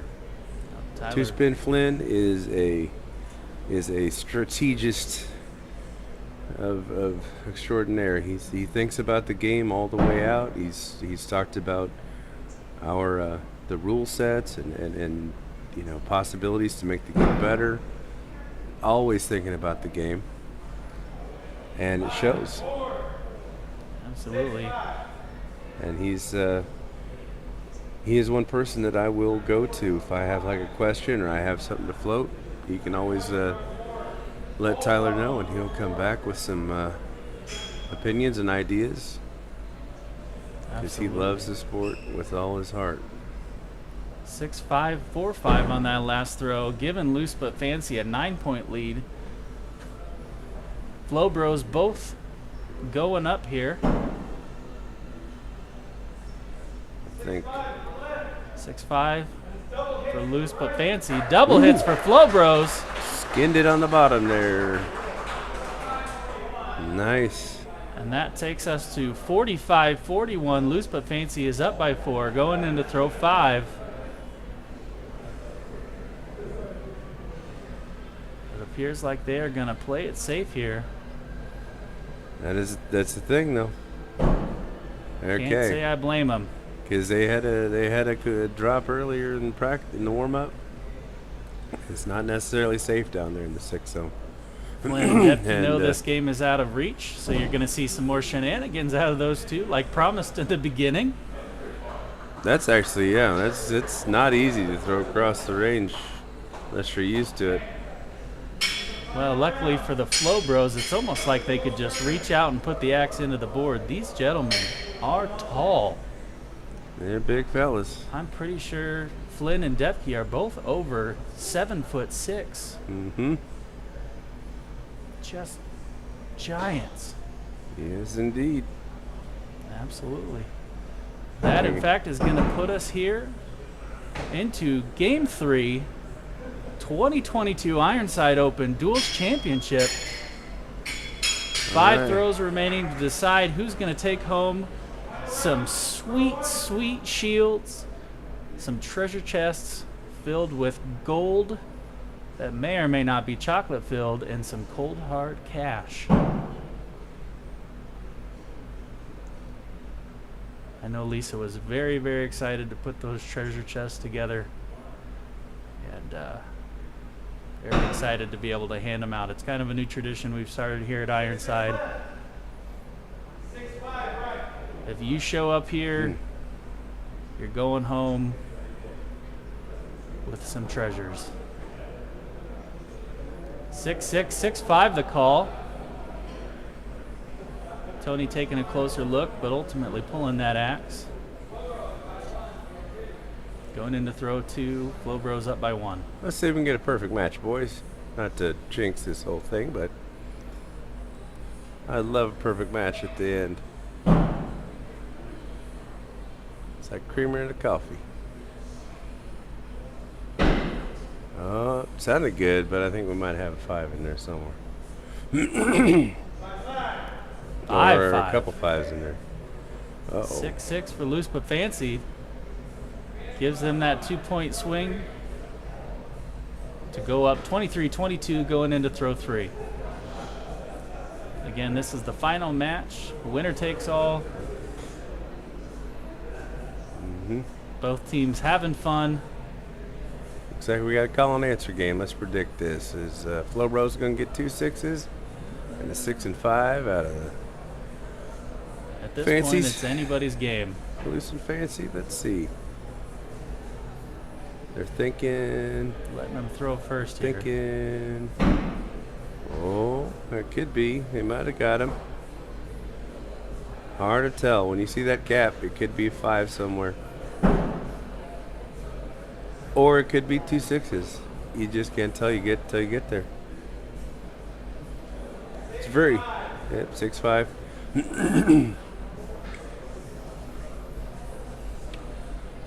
I didn't get the hand gesture there. I believe it was 6-6. Oh, 4. Head Unless Judge there's a Shane button Funk push. being a little polite, not shouting out that 4. And you got to Tie game, throw 4. 33s. All throwers tossing their axes on the ground Going up. and deciding this by going up Now for the this kill could shot be a on throw 5. multi-throw game here. We could get some all 8s and then have to go and do it again. Tell you what, if anybody can do it, it's going to be this crew. All right. Fancy seeming pretty confident there on those 2. Fancy's happy when he gets the jiggles. It's usually a good thing. Depke and Flynn stepping up to David the line. Reagan seems to think so too, Yeah. along with Shane. We'll find out closer to. Oh. Oh, Johnny. John looking a little low. Tyler maybe looking a little high. Either way, we are going to have a big Flow bro hug. Yeah. I blame the wig. Slap hands, slap hands. Nice Ringing one, that guys. bell. Congratulations to We got Loose some but bells. Fancy, Tony Loose. Fancy lad, Jonathan Morgan on the victory here. Taking home that sweet trophy, sweet shields, and the title of 2022 Ironside Open Duels Champions from the great state of Texas. Mm-hmm. Texas is representing up here today. That is for sure. Absolutely. And I tell you what, Scott, going into Hatchet, that's not going to be any different. So that means we have 3 Texas winners so far, Big Axe and Duels. A lot of Texas throwers. You can in this see they Hatchet come in match. hot.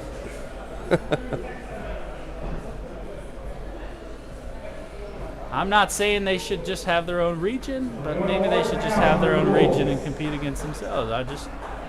Mike, if you're watching, maybe an idea. I don't know. So I know George is throwing in the Hatchet finals. I believe he is A bracket.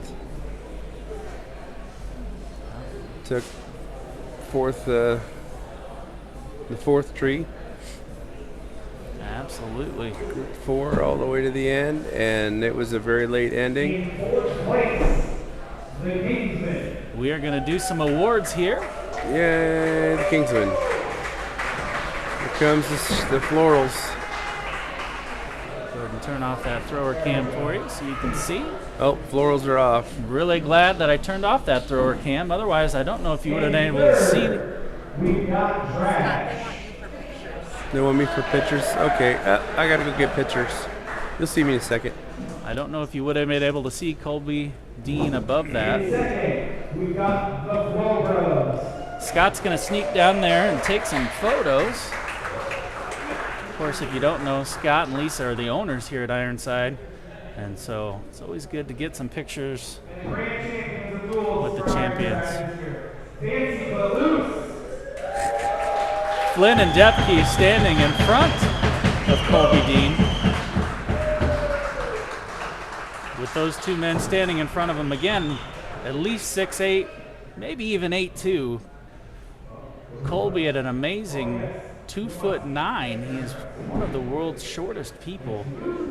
And if you don't agree with me, I have a t-shirt that says so. Again, all fun and games. Colby Dean, an amazing man. We got the Kingsman taking 4th. We've got Trash taking 3rd.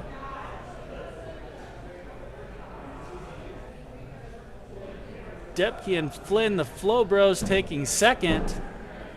And your 2022 Ironside Open champions in duels, Fancy Lad Jonathan Morgan and Tony Loose. Oh, you know they're going to be excited when they see that candy in there.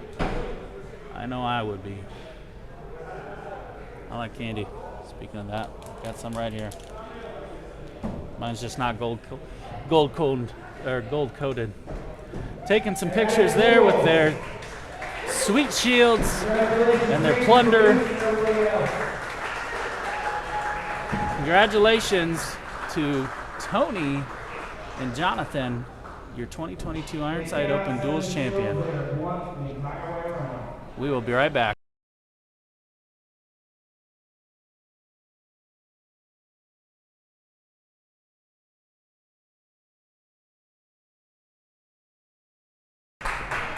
All right, a little pep talk from your co-host here, Trent.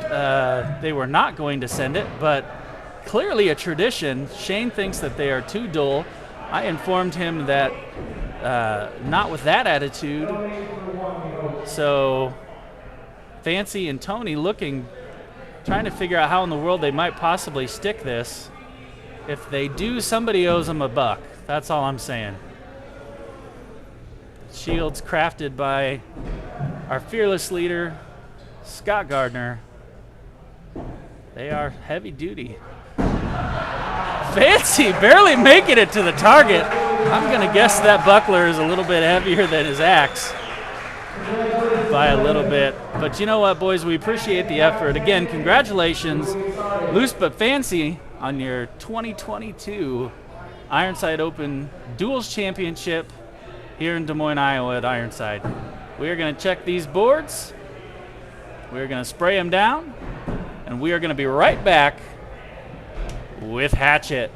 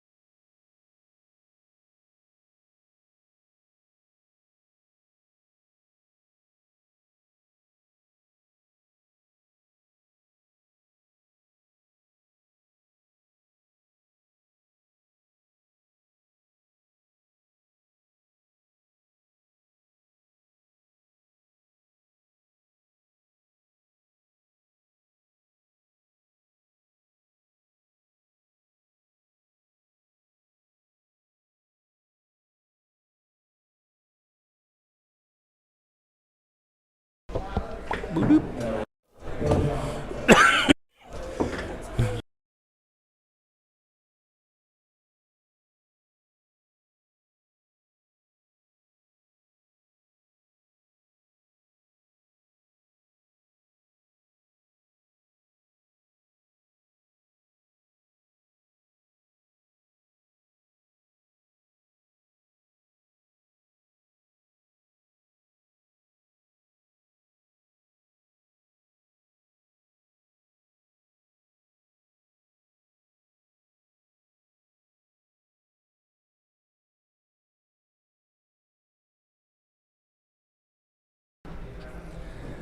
All right, we are back.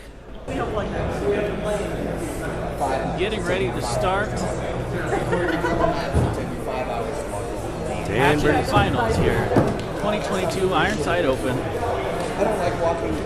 Iowa Ironside Axe Club. So those that don't have a bracket pulled up or anything like that, or to give you a little bit of background, we had 4 brackets made for the tournament, and we took the top of the A bracket and B bracket of each group and brought them into today's tournament. And Let's go, boys. the way that you do that is you build the tree, and the ones that came from the B bracket get an automatic first round loss, so that they have that 1 loss ratio, and the people in the A bracket, players in the A bracket, keep that no loss record. So again, we're playing, well, not again, we are playing the B brackets finalists first. So these 4 gentlemen, George Sanchez, Dan Brindleson, Jeff Cope, and Colby Dean have had a loss already, so if they lose this match, whoever loses this match is eliminated from the finals. And the winners will go on in the B bracket. I know. I prefer it. Throwers from the A bracket. There was some smells coming out of here yesterday that I was. The losers of the A bracket will be matched down with the B bracket guys to get their chance to battle it back in the B to the A. Now, I've got to tell you, all these throwers that we have out here today, world class, total world class. I mean, I would really expect them to, any one of these guys could be on the broadcast at a big game at the end of the year. Their skill was shown yesterday. George Sanchez at the end with that infinity axe was just unbelievable. He was kill shots. I'm not sure he missed one. He might have missed one. In fact, they went 7 deep in overtime. Yeah, just unbelievable accuracy, consistency. And this was a mental game thing, because he did throw a 4. I watched him throw a 4 one time, and then the next thing, split that bullseye right down the middle. No doubt he can get it back if he does slip a little bit. So, and Dan Brindleson, who's been a great thrower, and come a long way, venue owner, and even though you're a venue owner doesn't mean you have a lot of time to practice, but he obviously is putting in some extra hours, and has honed his skills down to where it is. Sitting on top of our A bracket, we have Lucas Johnson, Michael Theodoro, TJ Schultz, and Tyler Flynn. Again, like Scott said, those 4 throwers are going to be up after these first 2 B bracket games to decide who's going on to the A championships and who's going down to the B bracket. It's the winners of these matches being played right now. We have George Sanchez, Dan Brindleson in lane 4. We also have on lane 3, Colby Dean and Jeff Cope. Dude, they are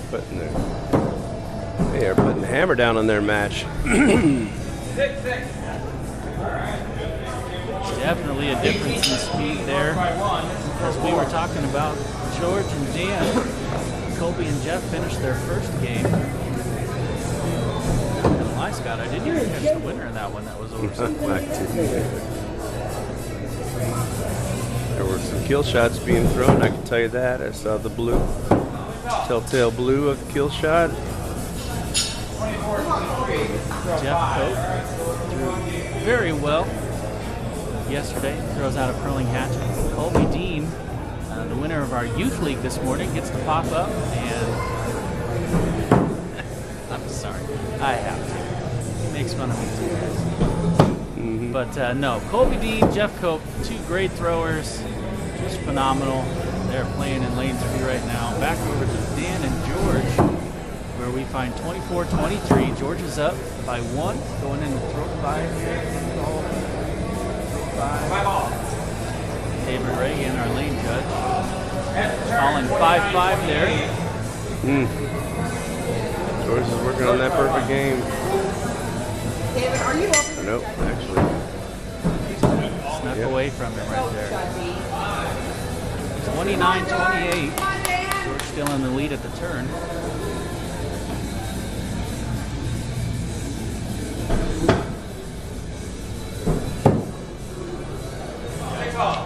These 4 throwers just throwing lights out right now. Not a 4 to be seen.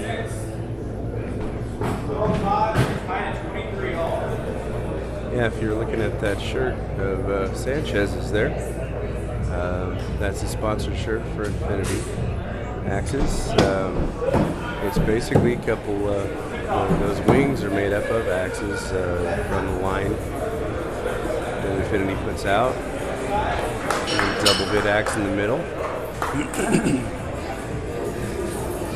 Oh, I guess there's no big deal over there.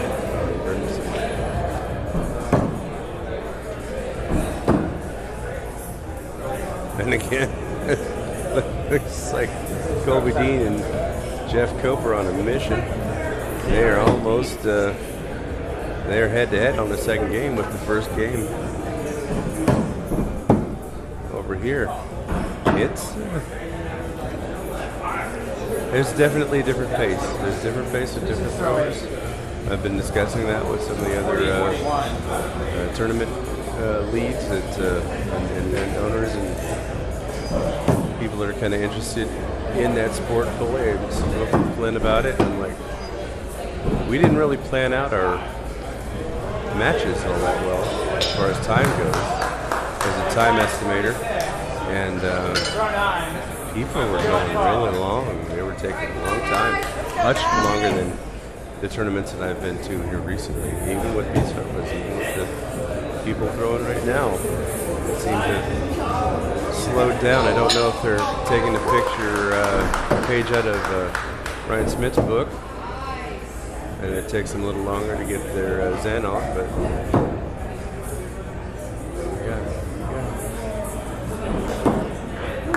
Absolutely. That's 63s on lane 3. Lane 3, Colby Dean, Jeff Cope. 63-63. Got some overtime going on. Lane 3. Watch the conclusion of that match. Colby Dean on the right, Jeff Cope on the left.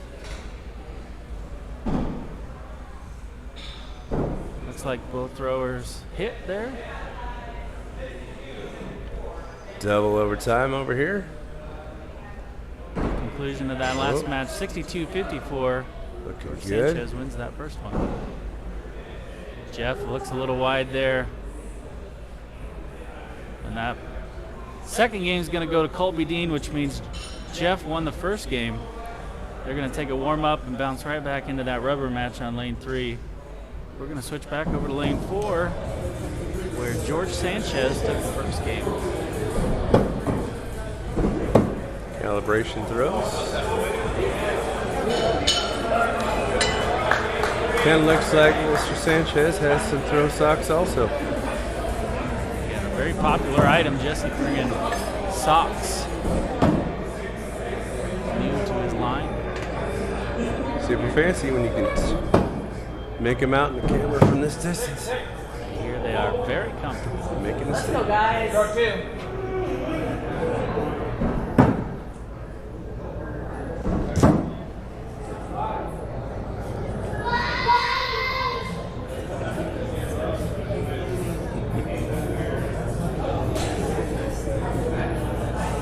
That was, in fact, my son Samson, if you heard that scream.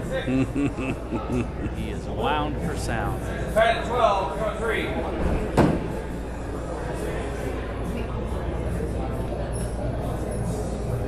Going into throw 3, 12-12. And George tied. Again, George took that first game. 6-5. 18-17. Dan by 1. Throw 4. Dropping a point to Dan. And that lead, 18-17. On the other lane, Colby and Jeff tied on game 3, 23-23. Going into throw 5. Judges we've got are Josiah Ottman, Colby Dean, Jeff Copeman, 24-22. Dan by 2. This is throw 5. David, one of our newer hires, but long time league member, judging in the judge shirt. Both very capable judges. We're in serious business here. Nice job, guys. Let's go. So real quick shout out to our sponsors again. Farm Bureau Insurance. Sponsored us with some wonderful lunch one day. It actually turned into dinner also. Elm City Axe Boards. Axe Boards of choice. And Go. 36-24. Punisher knives that we will be offering up, hopefully get approved next year. Confluence, local brewery. Makes all of the interesting libations. Absolutely. And last but not least, definitely throw Jesse Hummels' photography business. Unless you've been living in Iraq or you're brand new to the WATL, you know Jesse and his work. Photographer rarely charges much for anything. Just loves the sport. He loves his passion, photography, and has definitely found his niche here in the sport of axe throwing. Swing back over to lane 3 quick. Check in on that Colby Dean Jeff Cope match. Jeff called the kill, and I think he was just a bit wide to the right. Josiah taking a closer look. Colby's throw on the left. Colby is up 46-45. This hit would definitely be a nail in the coffin. Looks like a hit. Jeff wanting No a hit. closer look. No hit. Miss. Going into throw 10. 46-45. We got some stuff going on over there in lane 4. I don't know if they're in overtime or not. They found their pace.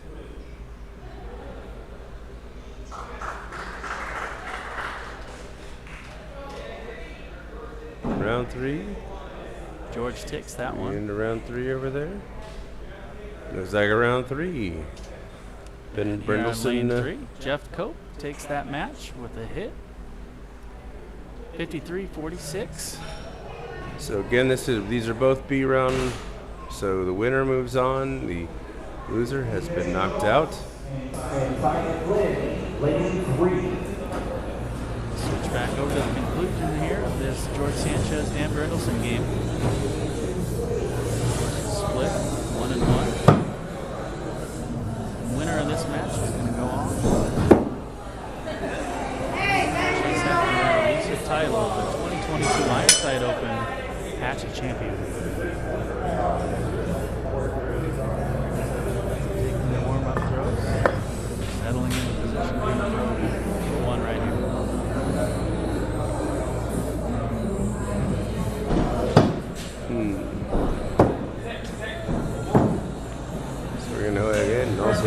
A game. Tyler Flynn, TJ Schultz. Only 3 that are doing their warm-ups, I'm pretty sure. This is going to be an A game over there, so the winner moves on in the A bracket. The loser goes down to the B to take on, I believe, the winner of this match. That is correct. 6-6-6-6 there between George Sanchez and Dan Brennelson. Going into throw 3, it is a tie game, 12-12. Michael says we are pretty low again. It might be just probably not because of the setting. Crazy how that works.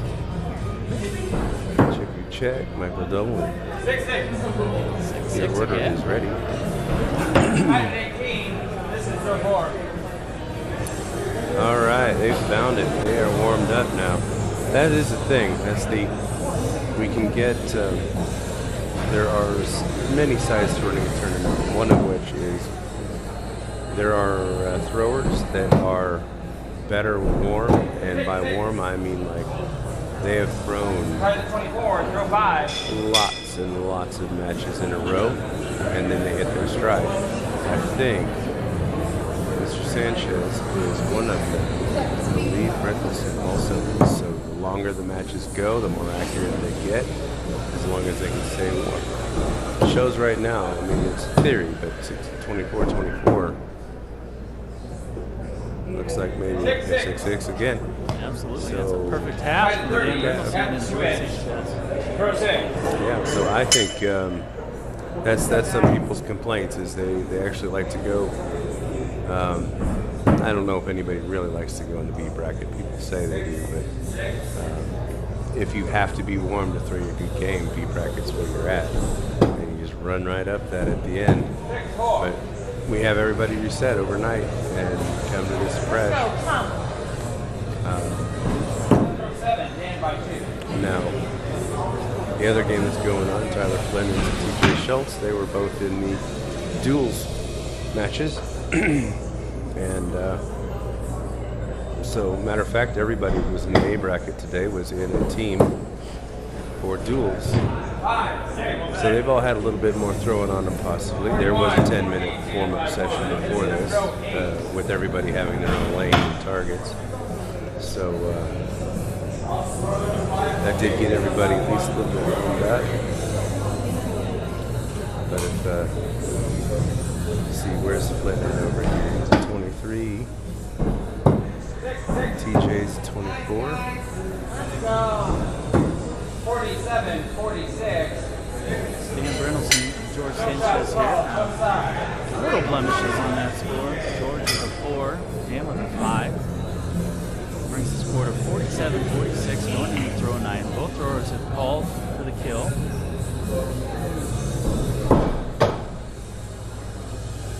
Score is rough. Miss. Hit. Aha. Just like that. Tables turn. 4, 47. Dan with the miss. George with Short the by hit. 7. Both kills called. Yeah, both George going. throw is going back up.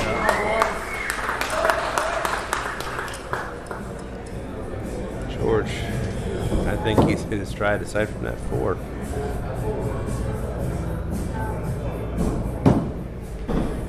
That might be the only thing that would keep him out of that championship match. There you have it. We have a saying around here. 62s are pretty cool too, I guess. George missing that perfect game by 1 throw. That's an amazing sight. 62 points. 64 is a perfect game. 2 points down in 1 throw. Everything else is perfect. It's like 1-4. So it's pretty much you better hit 60 something if you're expecting to get into the finals now. George Sanchez takes that best 2 out of 3. We are going to switch over quick to the conclusion of the first game between TJ Schultz and Tyler Flynn. Again, these are A bracket finalists from their respective brackets from yesterday. Both throwers went up on that last throw. This throw, we've got a couple more 6s. Going into throw 10, it is 48-55. Tyler staying down. Tyler is staying down. So TJ is going to need Tyler to drop in order to win this. He does his part. I'm going to guess Tyler's not going to do his, and I'm right there. Looks like a 6. Absolutely. 61-56. Conclusion of game 1 there. Tyler Flynn takes that one. And we are moving on to game 2.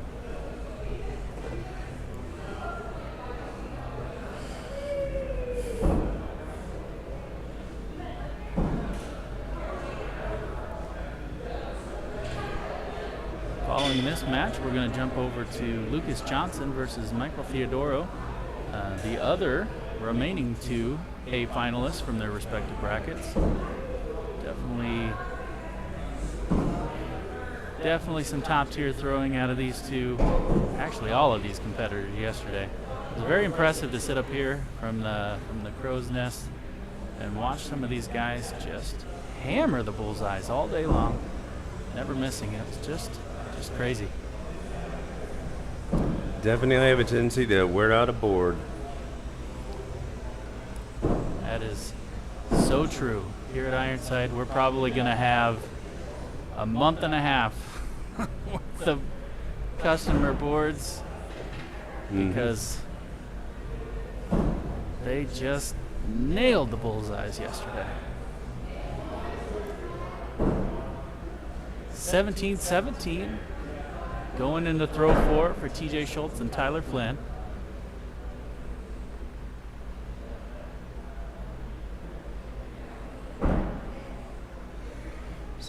all.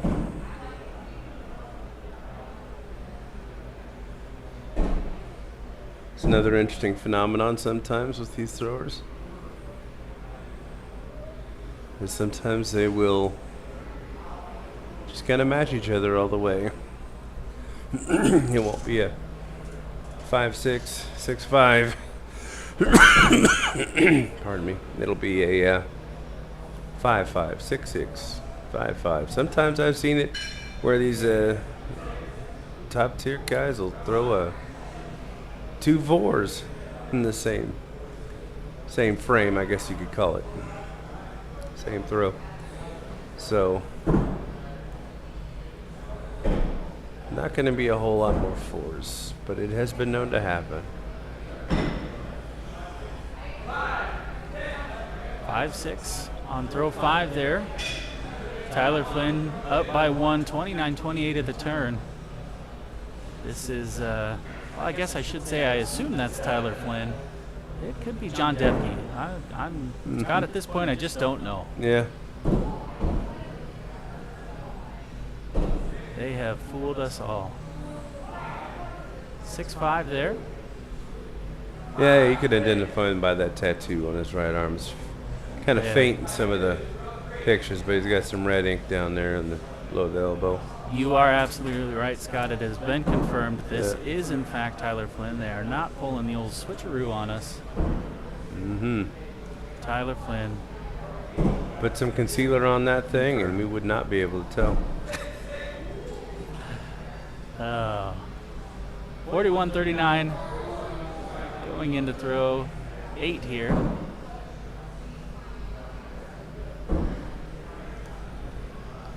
Again, these 2 games are our finalists from our 4 brackets yesterday. Winner is going to move on to the A finals of the overall tournament, and the loser is going to jump down to the B bracket, where Jeff Cope and George Sanchez are waiting patiently for their shot to continue on to this B bracket. Couple of hits there on lane 3. 55-53. Tyler Flynn is up. Both throwers going up.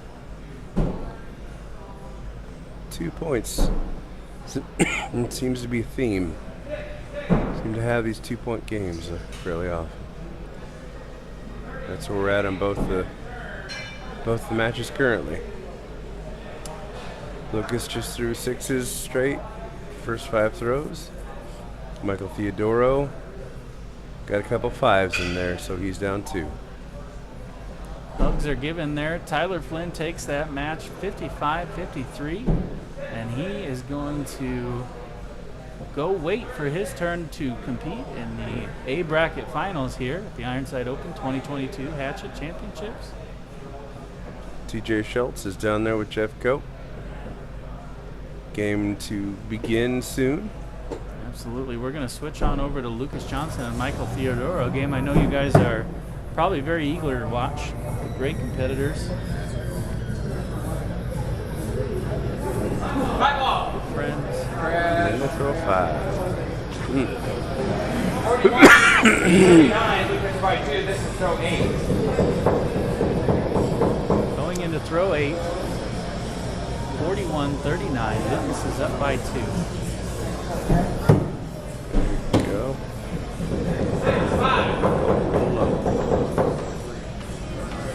47-44. Lucas by 3. This is throw 9. Kill called on the right. Throw 9. Theodoro is going up. Yeah. Down by 3. So he needs his kill shot. Again, this is game 1. Best 2 out of 3. Looks like a hit there. 6. Hit. All right, a 1-point Game by game. 1. Lucas up. Throw 10. Both kills called.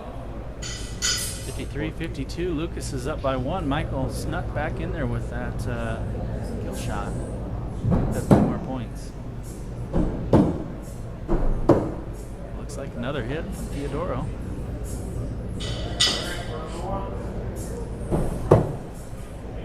Could be, could be. Hit outside. Yeah, Double there hit you there go. at the end. 61-60. Lucas takes game 1. Welcome to game 2. That's what I'm talking about. Got to be up in that 60 range. No room for a mid-50 game in this this bracket here. Cannot 5s all day long. Here you got to throw lots of 6s. Take a warm-up throw there. Right back into it. Game 2.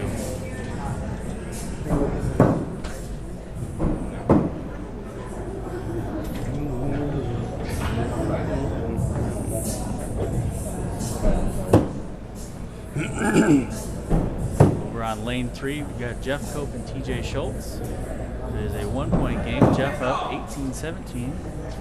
And the throw 4.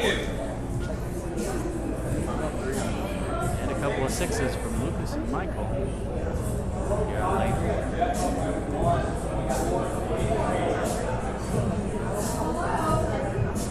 There we go. Get up.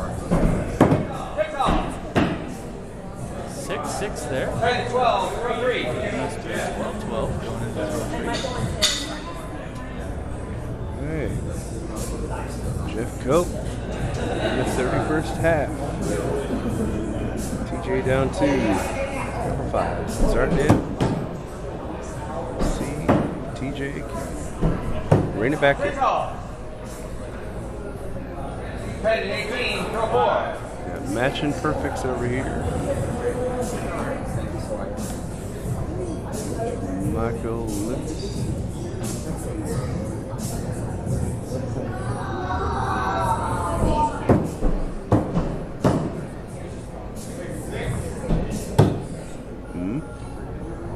Could be.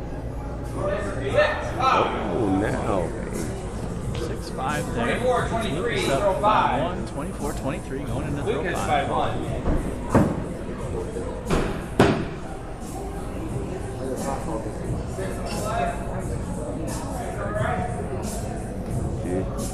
Another game. TJ and Jeff is a 1-point game on throw 9. Everybody's going up, looks like. Lucas up by 1. 30-29. Throw 6. Jump on over to that Jeff Cope TJ Schultz game just to catch the tail end of that first match here. Looks like we've got 2 hits. 55-54. Jeff Cope in lead. All call here.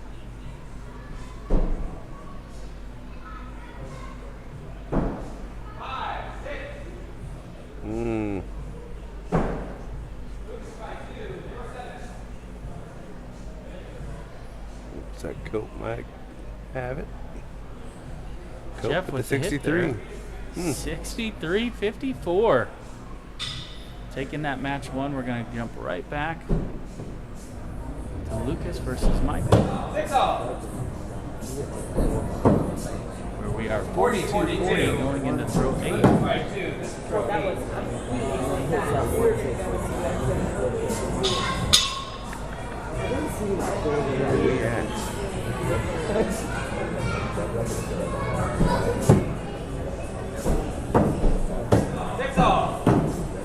Very impressive throwing. 48-46. This is 5-2. This is throw 9. Both kill call. All right. 48-46. Lucas is up by 2 going into throw 9.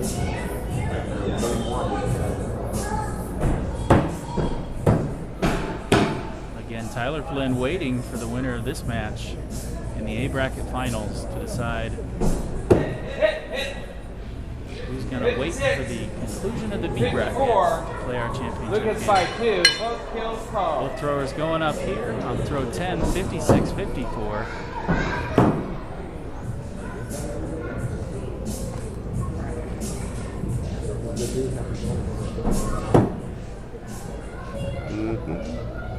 Could be.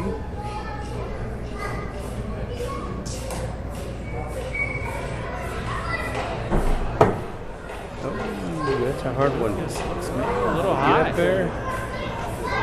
5-6. David Reagan taking a closer look at Theodoro's throw there. Make sure we make the right calls. Miss. Hit. 64. Lucas Johnson Right in that with a 64. That is a perfect game here in the sport of axe throwing. If you got to win, and you win perfect. He's going to advance to our A bracket finals with that perfect game.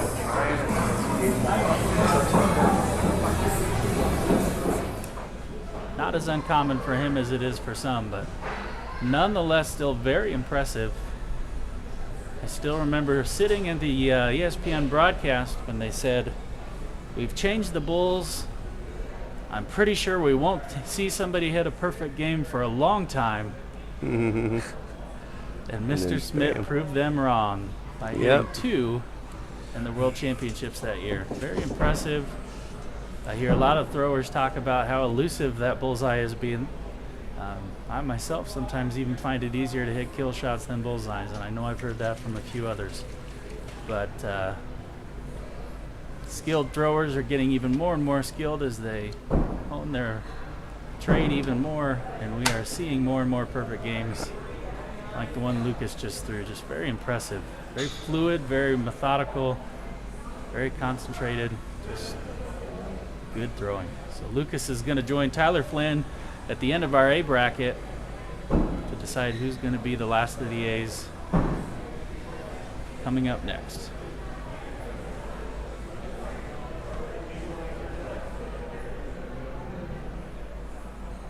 Here we've got Jeff Cope, TJ Schultz on game 2. Jeff took the first game. It is now 36-35 going into throw 7. Maybe I shouldn't do that again. Where are we at? Josiah Altman taking a closer look there at TJ's throw.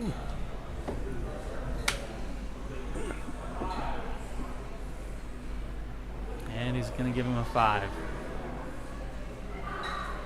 Both throwers taking a little bit of a closer look.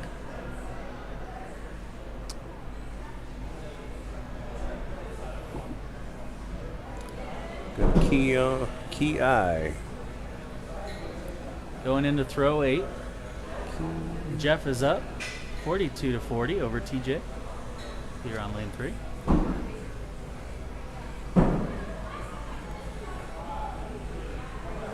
Going to do a duel.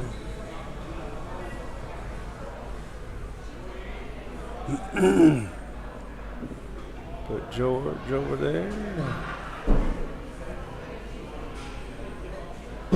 After the conclusion of this, we'll jump over to George Sanchez versus Michael Theodoro. They are getting their lanes ready, getting ready to play that game. 6 and a miss over on lane 3.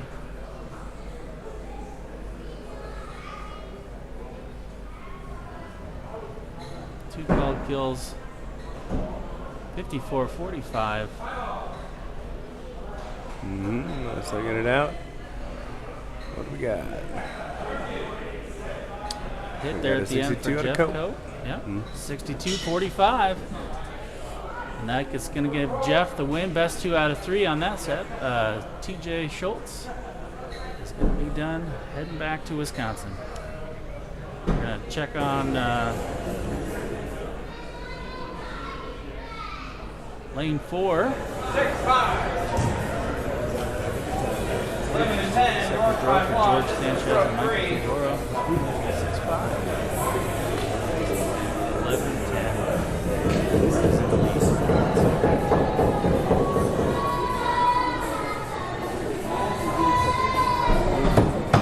Somebody got a little bump. 6-5. 17-15. George by 2. This is throw 4. George had a 5, 6, and 6. He's got his game flow back in order. Michael. There you go. Michael getting back on the horse. 23-21. George by 2. Nice Throw work. 5. Shake those 5s off.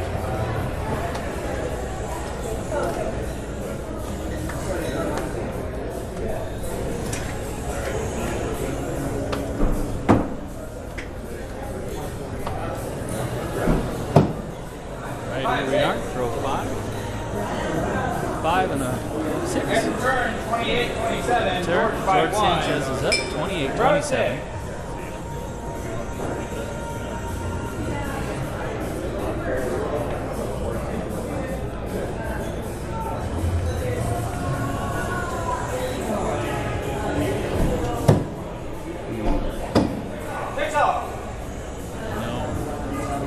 Earlier in the day, we had a presentation for Joe Flaher, our 2022 Ironside Open WKTL knife champion. He was awarded his trophy, which was just an amazing thrower of a knife. Lisa picked up a big old chonky knife from a robot meet or a flea market somewhere between here and Ohio. Sent it off with Jess Renner. She did an amazing etch job on it. And then she forwarded it on to Nick Guthrie. They put on some pretty awesome looking scales. And that thing was a thrower. Congratulations. Congratulations to Joe Flaher on his win in the 2022 Ironside Open. Yeah, he was throwing straight fire. I tell you, you gotta. It was intense. Outstanding matches that day. What happened, Michael? George and Michael here choosing to drop on throw 8 so they could go up on throw 9. 39-39. Michael definitely low on his. Miss. George with it. Go on, guys. George a little high, Michael a little low. Throw 10. Throw 10. Both throwers going up again. Whoever wins this gets to go up against Jeff Cope. Gotta be on your real game with Jeff. Jeff's in the flow right now. Let's see, Reagan taking a closer look for us there.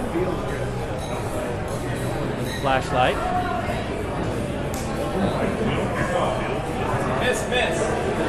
Miss. Okay. That's one way to go in overtime. So 39-39. I'm not sure I've seen sub 40s at this level. quite honestly. definitely a rarity, especially in this tournament. Well, that's 3 zeros, though. 3 zeros in a row. Especially coming from these competitors here. That elective drop there on throw 8 is definitely the reason for that sub 40. But nonetheless, George takes that one. And match 1, best 2 out of 3. Alright guys, I thought you liked each other a little less. They look like they're having a little chuckle too. Jeff might be saying back saying, what was this score?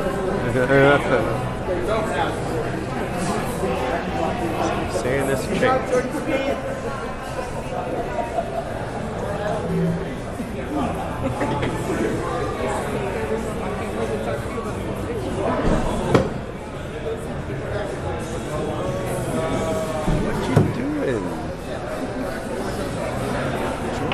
Maybe looks like he's losing a little bit of focus here at the end. It has been a very long weekend. He's pretty thankful that was just a warm-up throw. He's looking happy, but goodness. All right, here we go. Series time. Rein it in, fellas. You got this. There it goes.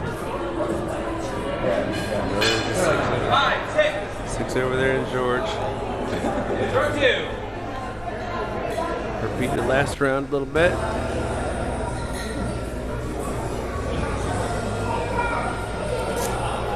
Lane 3, they're getting kicked off between Luke Wisconsin and Tyler Flynn, our remaining A-bracket throwers. Phenomenal lights out performance from both. Not only in Hatchet, but also duels as well. You got it. George is up by 1. Switch This over is that throw game at 3. the conclusion of this Theodoro Sanchez. 5s. See what we got.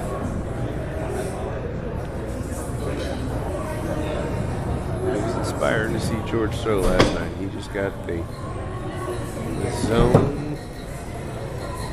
When he hit a 6, he hit a 6. He didn't have to look very hard. Split bullseye after bullseye after bullseye. Very impressive. One of his last matches against Fancy Lad, Jonathan George Morgan, by 2. This is throw went 4. into 7 overtimes. He hit 9 consecutive field shots. Fancy finally just missed. Definitely a heartbreaker for Fancy. I know he would have loved to have been throwing today in both disciplines. 21-23. George by 2. This is throw 5. Just a stellar performance from both. Going into throw 5 here. George is up 23-21 over Michael Theodoro here in game 2. I'm not sure about Mike as far as if he wants to be he's a good B bracket. Gotta be hot kind of thrower, or if he's a give me a couple throws and then I'm good.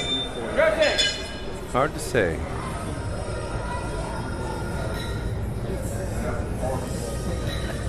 Michael Dolan says they both need to pretend like they're throwing against me. They'll be dropping 63s in no time. I feel that. That could be a thing. I feel that. I see that trash over there.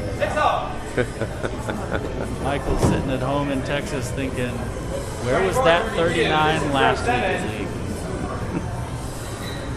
Maybe you can celebrate your 1-year anniversary. You're getting the house coming out here next year. Show them how it's done. That's right. 6-6 on those last throws, going into throw 6 or 7 rather. Throw, boys. A couple more 6s to add to the mix. 40-38. This is throw Going into throw 8. 38. George by 2.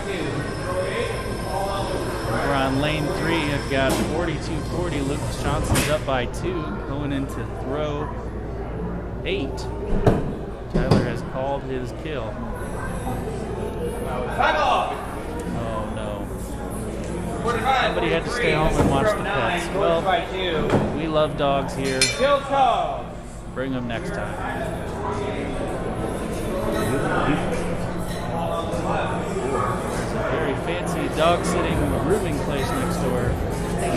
dropped off that. Either way, we'd love to have you representing Texas up here next year at the Ironside Open. Back to the matches here. Michael Theodoro, George Sanchez. George is up by 2, going into throw 8 or 9. So Michael's on, watching Theodoro's duck.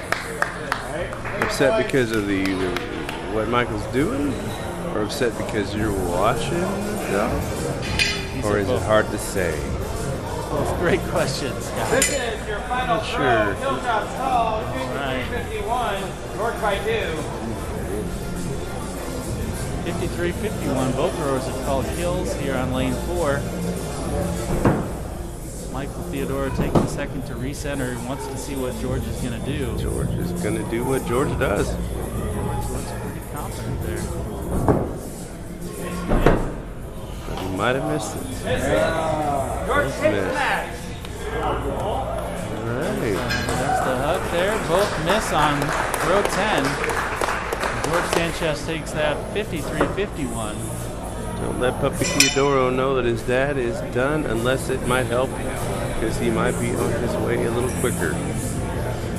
She's sad about the missed kills, Michael. Oh my. Well, They might have just made it a little bit worse. But you know what? Michael Theodoro with a great performance this weekend. I know he's not leaving here quite as happy as he wanted to, but nonetheless, nothing to hang your head about, Michael. You threw great. You got to the finals in multiple rounds. Where's the button? Had a pretty good showing here. Bringing home some Go to the money next to buy one. some dog toys for that sad puppy at home. That's it. We're going to switch back over to lane 3. lots of huggins going on. Them Texas boys like the hugs. Yes, they do. Very, very tight friendships coming out of Texas. Lots of tournament play together. Flynn A lot of bowls iron up. sharpening iron. Oh, couple bowls.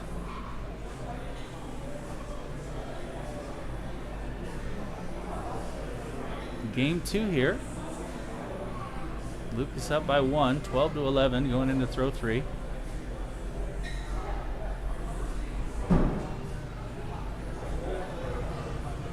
This again is the last of the A's here at the 2022 Ironside Open Hatchet Championship round.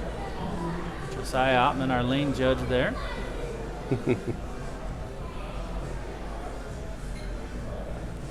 (18-16), Lucas Johnson up by 2, going into throw 4.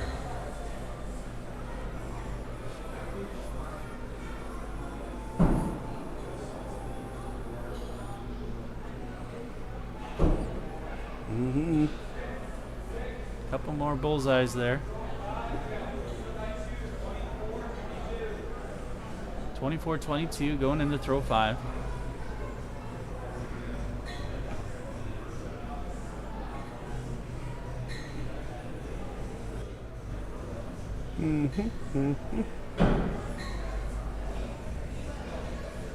Tyler very happy with his throw, or not happy with his throw, but either way he's dancing. I think he likes the song. He might like the song, but you know what? We can't share that with you because Playing his jam. Now, I don't know if I've seen Mr. Johnson ever jam. So, I think I saw him smile once, Scott. yeah, He was smiling once. the beard changed shape a little bit. Man does have some fine facial hair, that's for sure. Flynn's hard to tell. He's got that mask on. I think he's gotten so used to throwing it during COVID. It's just a thing that he does now. Used to it, probably be feel naked without it. There is a lot of that. I don't know. Depending on if George takes it all the way, he may have a new set of throw lucky socks. I could see that.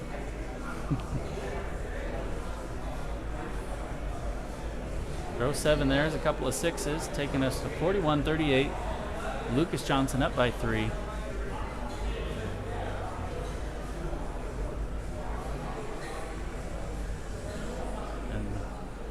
impressive to watch Lucas throw, and Tyler as well. Again, they found themselves champions of their respective brackets yesterday. As I said on the stream yesterday, I went ahead and let Lucas sneak through. Wanted him to get some experience at the end of a tournament. So I went ahead and just took that loss and didn't win everything. It's a sacrifice I was willing to make to get Lucas some end game experience here at the Ironside Open. 47-46, Tyler Flynn back to within one.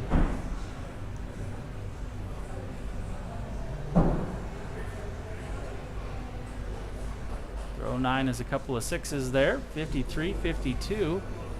Sure both throws are going to go up. When in Rome.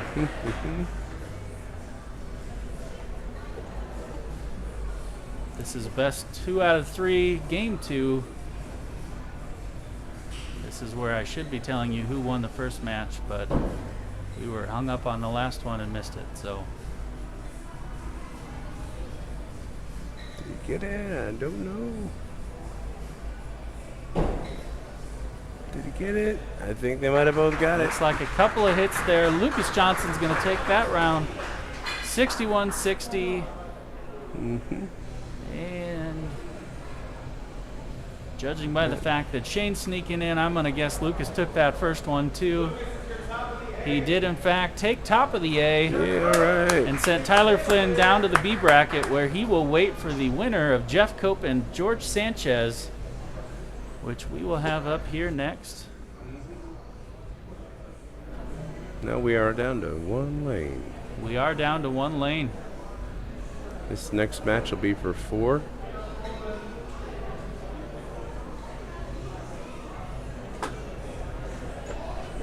So we are done with the 2-lane stream. We got Jeff Cope and George Sanchez. This loser, this will be 4th place today, and the winner will go on to play Tyler Flynn for 3rd place, and the possibility going up to 1st or 2nd. There you go. Sure. George is very, when his game is on, I've noticed, at least from watching him, it seems like he has a very much more fluid, relaxed throw. I have to watch Cope a little bit more. I haven't really watched Cope much.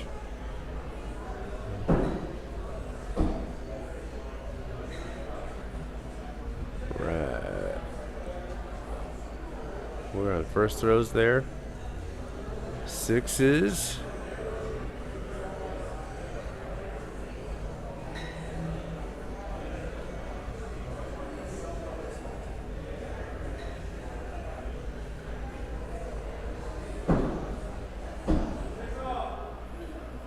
Six all.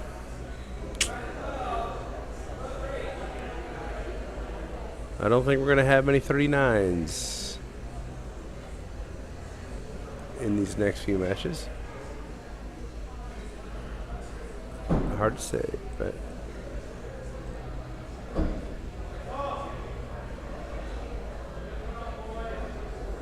sixes all. Let's have a couple perfect games. That would be cool.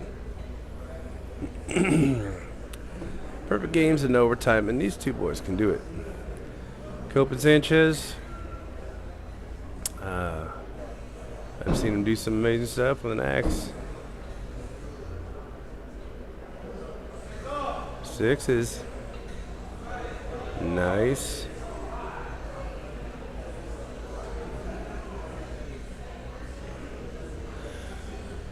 Let's see. We're getting Sunday afternoon nappies.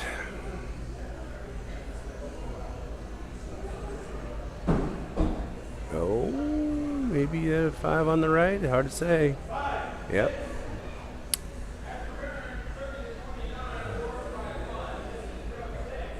All right. Our graphic isn't changing, but now it is correct. George is on the right, Jeff is on the left. 30s. Maybe 36 now. Yep, 36. So your quote-unquote perfect game first half. Used to be that kill shots were called. They've always been called. You call them. If you miss, it's 0. If you hit it, it used to be a 10. Because there was only 1. They changed it to 8, made it smaller. And you could call it on the 5 and 10. And then they made it so you can call it any call. Any spot. So you could make your first 2 be your 8s. First 2 throws be an 8. There are a few out there that do that take their kill shots early. 5, 6. Seems to me that it's starting to become a take it late. Take it late gunslinger thing. But what I do, I think is kind of neat, actually. I like the idea of, 2 of you going early. Or throwing all the kills early. Because what that means, you got to be really, really accurate the rest of it. So that back and forth, 5, 6, 6, 5, 5, 6. If you can't convert and you're tied at the first 2 kills, there's no other way to make your points back other than being accurate.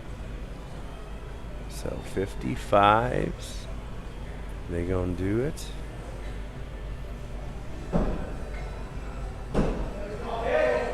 Hit both. All right, 63. That's not a bad score. It's only they both threw a 5. Cope threw 1 on 5, and Sanchez threw 1 out on 8 to tie it up. It wasn't a 1-point game at all at that point. It was tied up, ready to go. Ooh. Uh-huh. George Sanchez takes game 1. Nice.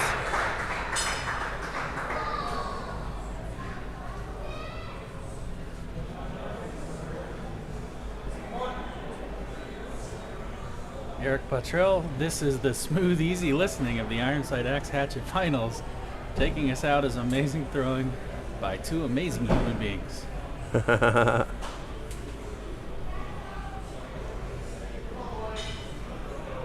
In case you're curious, I did in fact make a chair upgrade. We purchased a brand new chair from the chair store. It lasted about 5 minutes before it bent. Not made for big boys. We did get another chair in the mail. It's a different one. So I'll keep you guys on the edge of your seats to which chairs we will choose for the 2023 Ironside Open. I think we should make thrones. Thrones, yes. Yeah, like high chairs for Vikings. Jeff, a little low on that throw, hoping it's not a 4. Have to get good padding. Only problem is if it's too comfortable, I'll super fall asleep. Because I tell you, I need a nap. That is the challenge. Going into day 4, all competitors and even our staff and ourselves feeling that tiredness. Again, I said it before, this stream not sponsored by certain soda drink companies. However, if it was, we probably would have saved a fortune. Yeah. Because I'm sure we've probably drank a 55-gallon drum of this stuff at this point. Or at least I have. I'm gonna put my money on George going to the finals with Lucas. He has definitely been throwing lights out, that's for sure. Eric Bottrell, was it literally called the chair store? Yeah, I like to purchase things from very easy going stores. Chair store, the pants store. No, I'm not exactly sure where Lisa got it, but No, we need a throne store. yes, we need a throne store. Game of Thrones, but not as not as big and crazy as a big sword chair. We need something that's a little bit more reserved, Yeah. but still, kingly. Absolutely. Absolutely. At the turn, 29-26, George Sanchez up by 3. Scott's prediction of him moving on to the finals moving on to the next match to take on Tyler Flynn. Seeming a little bit more real and real here. He's finding it. He's in his zone. The zone where you go out into the 4 or the 5. I don't think he's going to throw 4, but sometimes when I do that, it jinxes it. So, George, don't throw 4 for me. Throw 6s to the rest of it until you get to that last couple. Throw 8s. Because I'm pretty sure that's where it's going. 4-point game, yeah. There are going to be some kills going on. George is not one to back away from a kill challenge, so 5-6 there. He's going to give a point back to Jeff. 40-37. George and Jeff. Oh, wait, let's throw 8. Oh, he's saying down. Okay. Yep, going to throw 8. Cope misunderstood the place in the match. Oh, yeah. Oh, no. 6-5. Yeah. Give it back. Throw 9. I'm sure we're going to see Jeff go up here. Oh, yeah. George Oh, is what going you to play doing, it safe George? and stay down. Playing it safe. Come on, George. You got kills for days, man. Kills for days. But I also understand this is, 4th place. Jeff with the hit puts him Got right 2 back in it. 52-50. There you Both go. throwers going up. There you go, George. You got kills for days, sir. Kills for days. Cope stepping back and Yeah, seeing there what you Jeff go. can do, On the or button. George can do. Almost positive there. Like Scott said, it was almost a guarantee at this point. Oh, and there's our friend. George. Oh, yep. There's our spammers. Quit spamming. Let me see. Message hidden. Gotta go block the 3rd one down. The emojis. Sorry about that for those watching at home, reading that chat.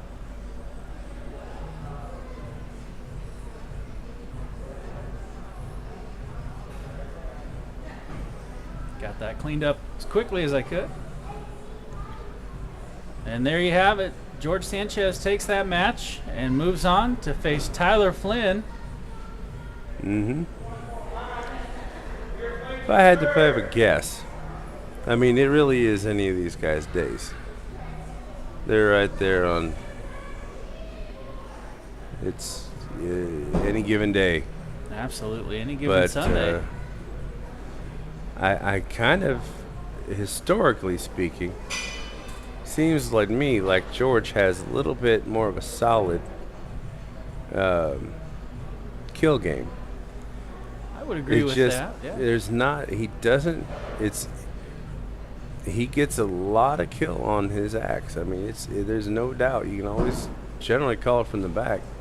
And sometimes Flynn has his moment, but they both have their moments. That's the wild thing, is anybody for the rest of this match. You got George and Tyler and Lucas. They're all been known to even throw a 4. So nobody's perfect. We haven't gotten to that game where it's just automatic for anybody yet. There's some people that are close, but that's when you get into that game of where in your warm cycle are you? Where are you in your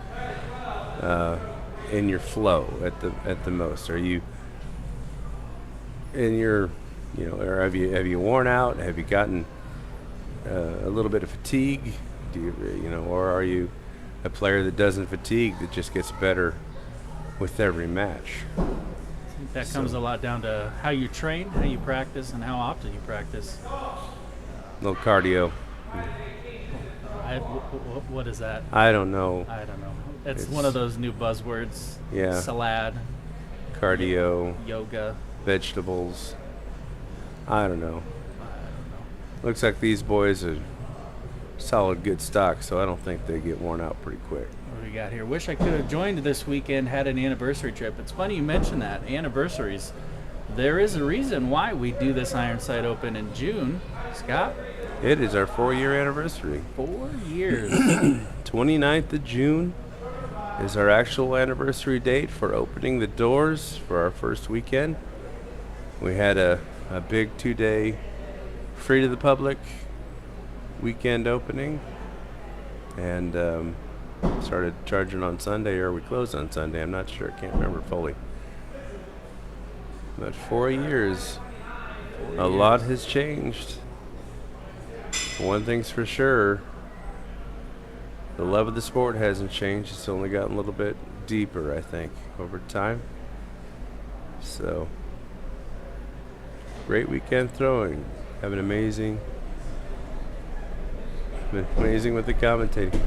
Yeah, we've had some really good folks step in and lend their voices and minds to the stream.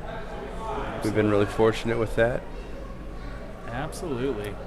Tyler Flynn having a little chat here in front of the line. George and Tyler. Well, what game you guys playing? I'm not We're sure. We're going to play that game. Drop gives them 3 kill shots. Yeah. Getting spicy here on lane 3 at the Ironside Open.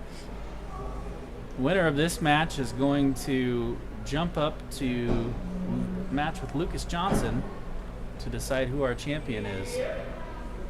That was a bold move. Flynn must be feeling confident because George, like I said, scary with those. Tyler must have heard us talking about him down there, and he's ready to prove us wrong. I tell you what, George has been on fire, but if anybody could pull off an upset, it's Tyler Flynn. He has been throwing phenomenal this year. And there's his opening right there. George Sanchez with a very rare miss. Yeah. Tyler capitalizing, going up 51-43. Nah. You thought you're gonna fool us. Yeah, you playing a game, Flynn. You got this. Tyler with a quick jest, hinting that maybe he might stay down, but No. Tyler is a class act. He would never do something like that.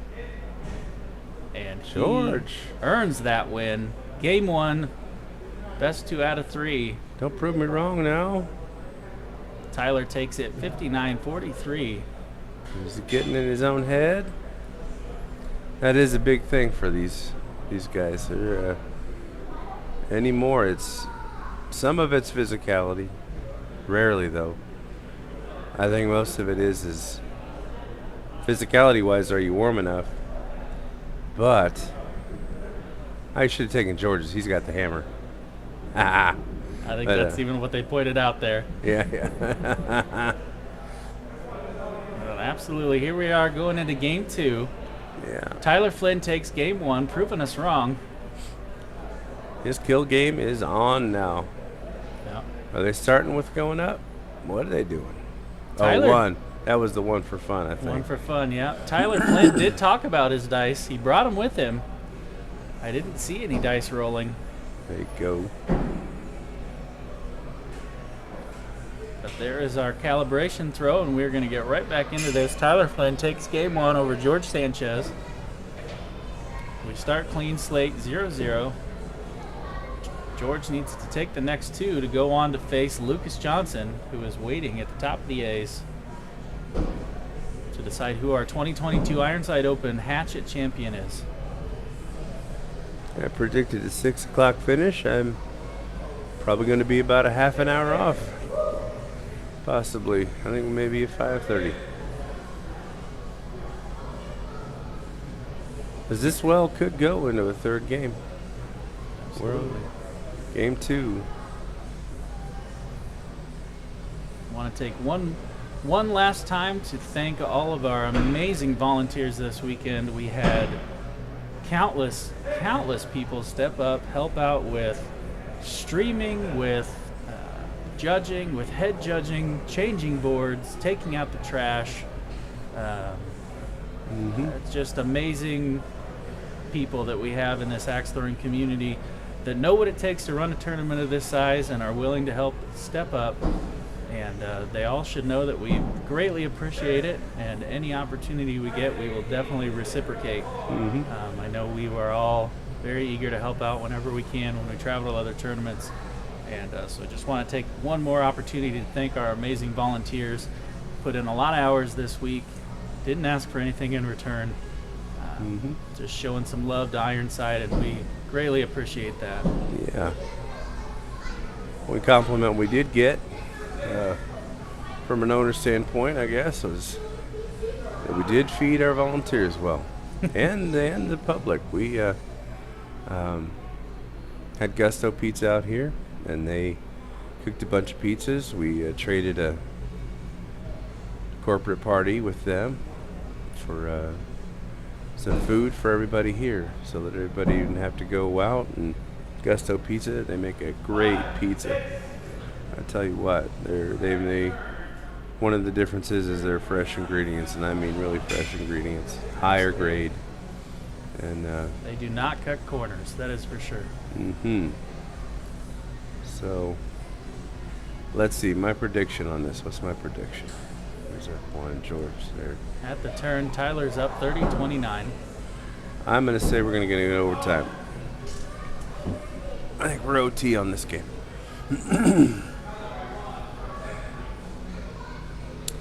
Although Tyler is throwing straight 6 now.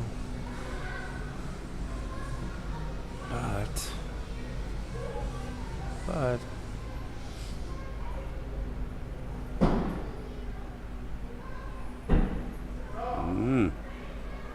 nice. It's very convenient when they throw them just so you can tell. Oh, yep, I split that. That bottom half of that bullseye. You don't have to go up and look around my axe. I can see the top. No questions asked. Splitting that bullseye right down the middle. Have George Sanchez and Tyler Flynn been doing almost this entire game. Oh, that 5. Oh, 6s. George with 1 miss on throw 5. Now it's not a tie. 48-47. Tyler's up by 1.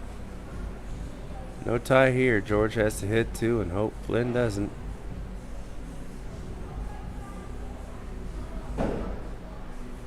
George with what appears to be a hit. Tyler with the same. Ooh. Yes, hit. Going into throw 10, 56-55. Both throwers obviously going up. Now, for those at home that don't know, if they hit their kill shot, they have to go for the other one. And that messes with some throwers, especially if they like right sides or left sides. Ooh. And there it is. Tyler Flynn takes game 2 with a perfect 64. It's no easy task. He sends George Sanchez home.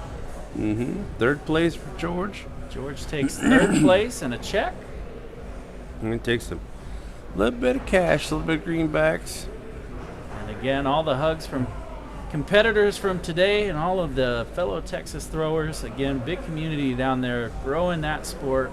Love what they're doing down there in Texas. Up next, we are going to have Lucas Johnson and Tyler Flynn.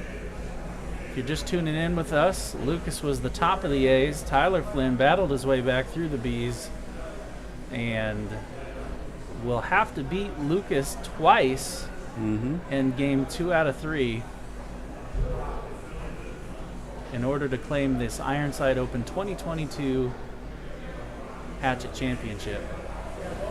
I think we'll at least go into the second batch, and that's all if they can hold it together. This is that nerves part of the game that comes in, and then you also get the who's warmer, who's hitting on all cylinders at this point. Absolutely. And it's hard to say. They both can come right out of the gate cold, hitting it good. But somebody can have a little sneeze and all of a sudden pop a 4 down there. And the one thing's for sure is both these boys like the game. Lucas and Flynn, they're both love playing the game. So it's yeah, there's throwing, but rule 1 is cardio, huh? Rule 1 is Eric, you and I play by a different set of rules. That I can promise you. I got a truck. I'm not a car guy. I'm more of a truck guy. Oh. But yeah, no. Flynn and Johnson, they love the game. They like to play the sport of axe throwing. I mean, they relish those close games, the perfect game 6s, all the way down to the end. And yeah, one thing that you will see is you'll see the game played well. Absolutely.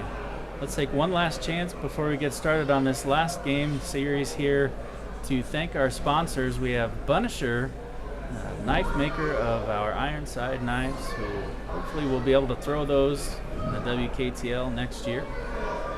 Throve, Jesse Hummel, his photography company, been doing an amazing job this weekend, running himself ragged, taking all these beautiful pictures. We just love Jesse. We love having him. He's always welcome here. Can't wait to see the results. Can't wait to see the results. We've got Elm City Axe Boards, best cottonwood around. They are the proud sponsor of this tournament. And if you're interested, go ahead and get on our website, shoot us a call, and I would love to work you up a quote for that. And see if we can get you guys taken care of. Confluence Brewing Company is a local brewery here. They actually helped us get started. We got a surprise message that we had received our beer license here at Ironside when we started selling here, and at that point we're not allowed to have BYOB anymore, and Confluence came through, brought in some stacks of beer to get us through the weekend, and we are just forever grateful for that and helping us out there. So we're just glad they jumped on as a sponsor here for the 2022 Ironside Open.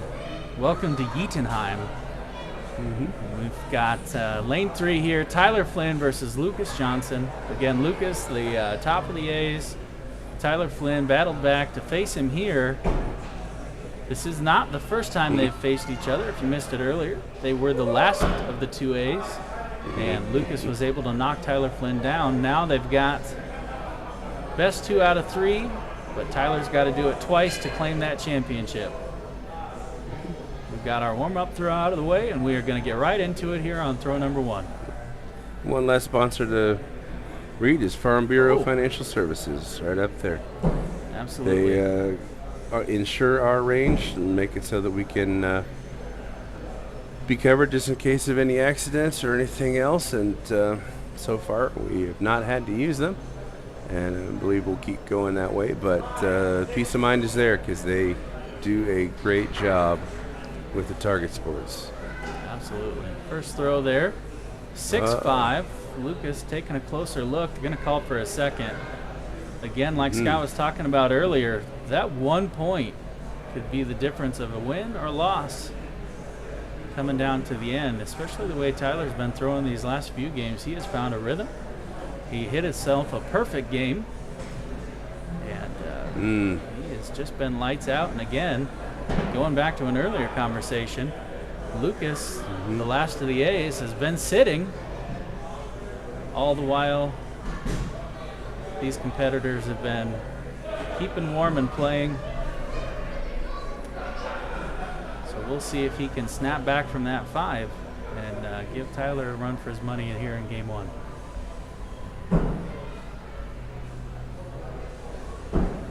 Hard to say. 5, 6, there it is. Right back in it. 11 all. One thing I think about Lucas is I've seen the tournaments before. It's hard to tell, like you say. It's hard to find a smile on the man's face sometimes. He gets very serious about the sport. But does seem to change a little bit when he gets something that gets him a little bit aggravated, like a call he thinks might have been a 6 instead of a 5, and he gets seconded a 5. He buckles down. He gets it. He brings everything in and gets ultra serious. Absolutely. Puts that throttle down, and he has turned it around. 3 consecutive 6s since that 5. And he's taken the lead 23-22 against Tyler. Both of these competitors, again, having a good time, but definitely fierce. And like Scott said, they love the sport. They are constantly giving back to it. A lot of selfless hours of volunteer between the two of them to help grow the WATL. Very thankful for everything they do to help grow our sport. Mm-hmm. At the turn, 29-28, Lucas is up by 1. Pardon me. And cough button.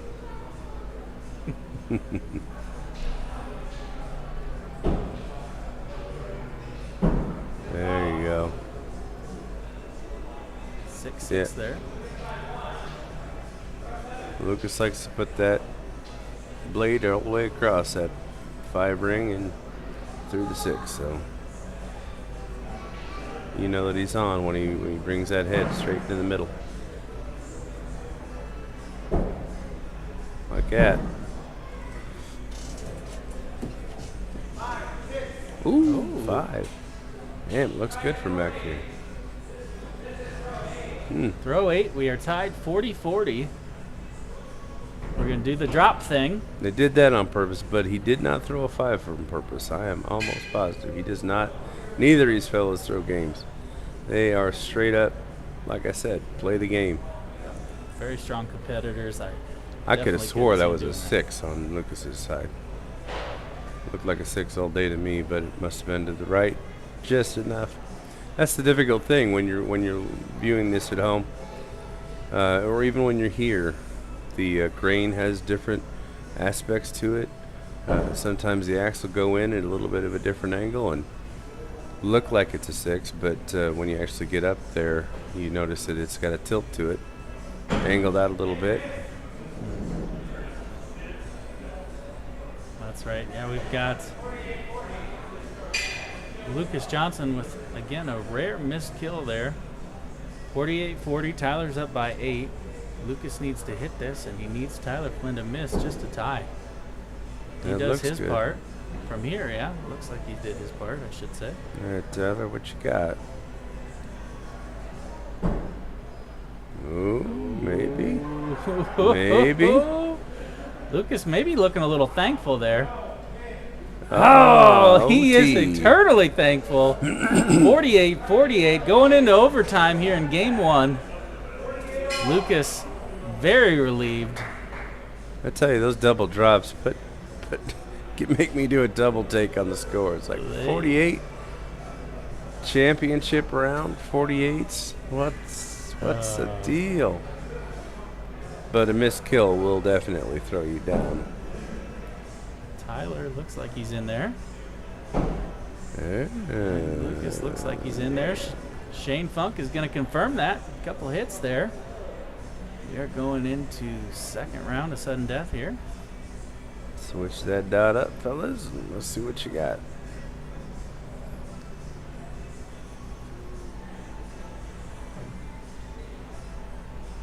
Oh, yeah. Tyler with a That hit. looks good. That looks good, too. Shane confirms 2 hit kills there. Going into round 3 of this overtime. 3 of OT. Like I said earlier, George Sanchez, fancy lad, went 7 rounds of overtime last night in the wee hours of the morning. And I'm wondering if Lucas and Tyler just are not to be outdone. Good Lord, maybe we are Tyler just a little bit wide. Lucas taking game 1.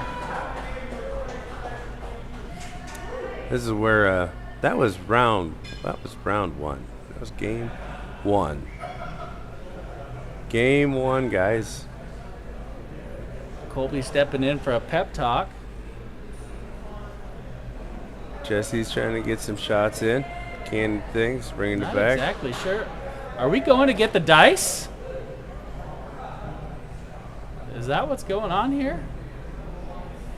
We are going to get the Oh, they're dice, I playing a believe, dice here. game Yes, now. we are. We are playing dice in lane 3 here at Ironside. For those of you interested at home, Tyler brings some dice with him, and competitors roll. We rolled a 3, a 5, and a 9. That means we are going to see kill shot attempts on throws 3 and 5. No, I hope Jesse got a picture of that. I think he did. I'll be curious.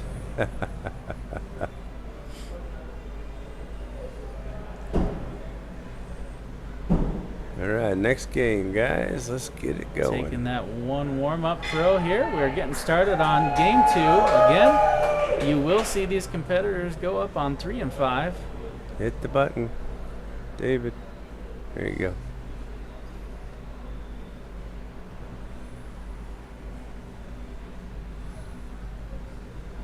Tyler taking a Tyler. second there. You've done this before, buddy. Oh no, Eric, I promise you, I remember Zombieland. But Route 1, not cardio.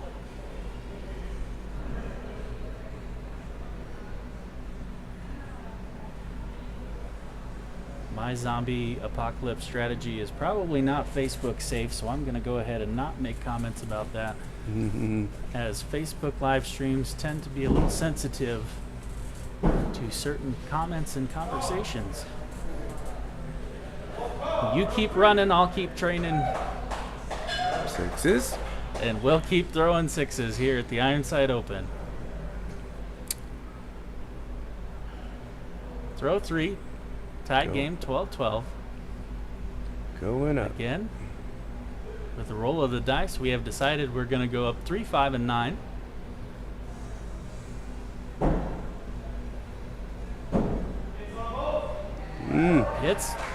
Hits on both.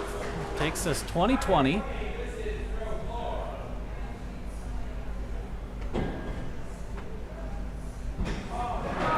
Oh.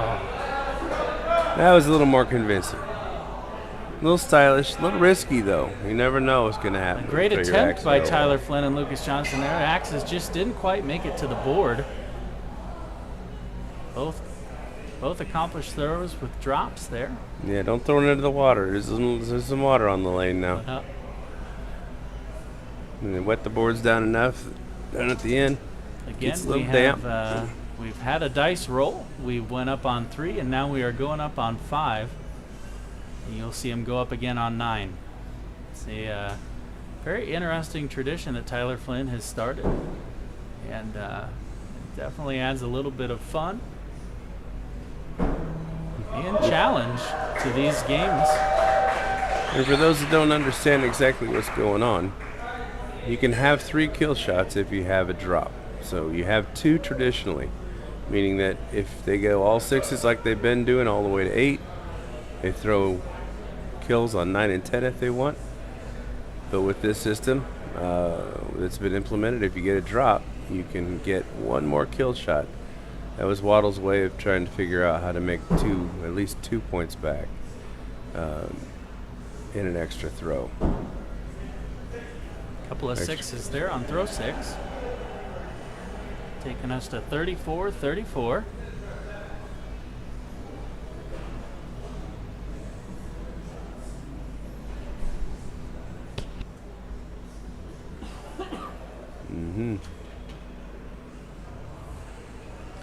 The setup is tremendous. They have their own way of doing it. They both kind of share little bits of Ryan Smith's system. Lucas kind of holds his axe sort of like Ryan does, and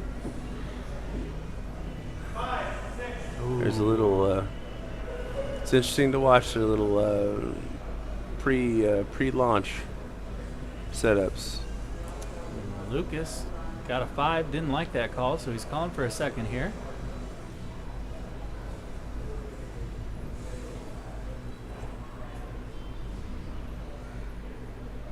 See, David Reagan taking there was a little bit 5 closer last look. round when he was on the left side that looked like he was good, but from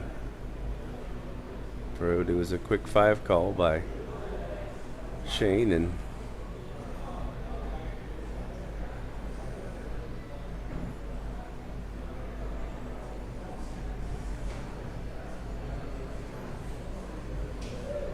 second call's been called. They got to pull it up though.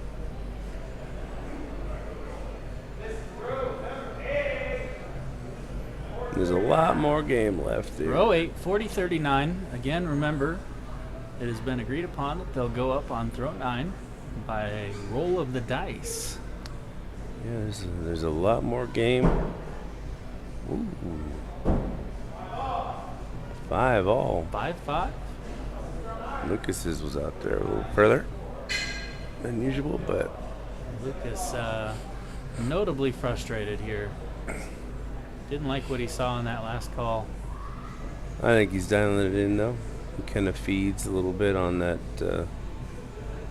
tension and probably doing some self-talk there. I don't know.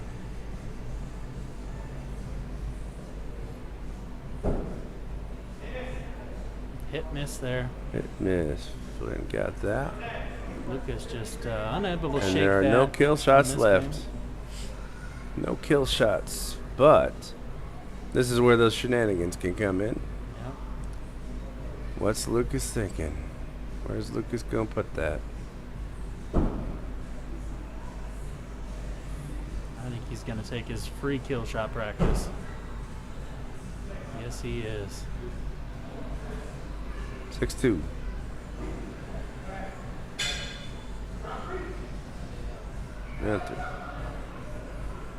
All right.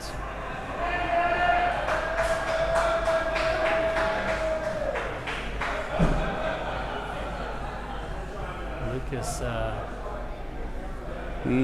think Neither was trying to. Shall we roll again? not looking like maybe he's in the mood. We might roll next round, but I can't remember what the There's payout a is. smile. Yeah, again, I don't know where the payout is for this, but it's significant enough to want to win. So it's hard to put it again. I admire Flynn's confidence in his ability to go from, bullseyes to kill whenever the dice say. Because there is a thing there where, throwing 6s all in a row and then going to kill shots, that's when you are, you're dialed in. You get the 6, 6, 6, 6 all the way down, and then the kill shot's kind of like gravy at the end. Couple more 6s there, bringing us up to 12-12. Going into throw 3. There is a difference, I feel, when throwing kills early or late. First throw kill is definitely different than your last throw kill, I think. But these throwers are, they don't necessarily have that. 6-6 again on throw 3. Going into throw 4, it is tied, 18 all.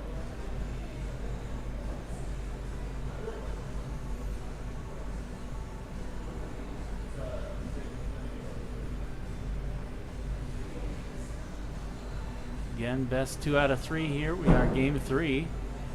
If Lucas wins this match, he takes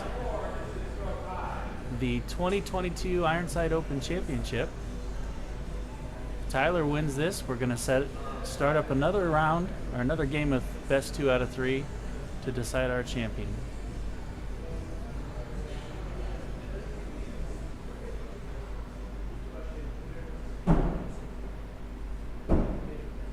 Mm-hmm. And a perfect half from both throwers, 30-30 at the turn.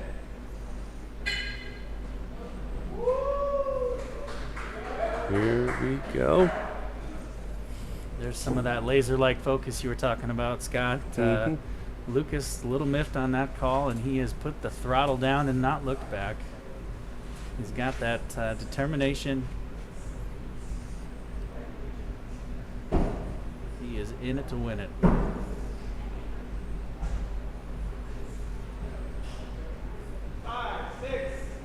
5-6 there. Tyler dropping a point, giving Lucas the lead, 36-35. It's one of those that looks good, but you got to go on up and check. Throw 7.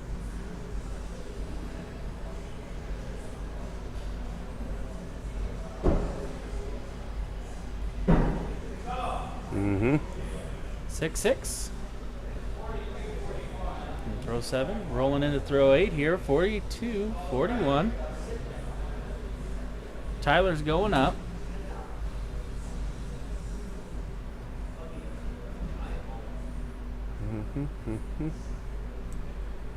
Of course, if he hits this, that almost forces Lucas to go up on 9 and 10.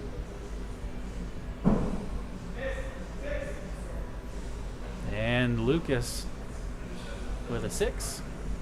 Tyler with a miss, giving him the 7-point lead.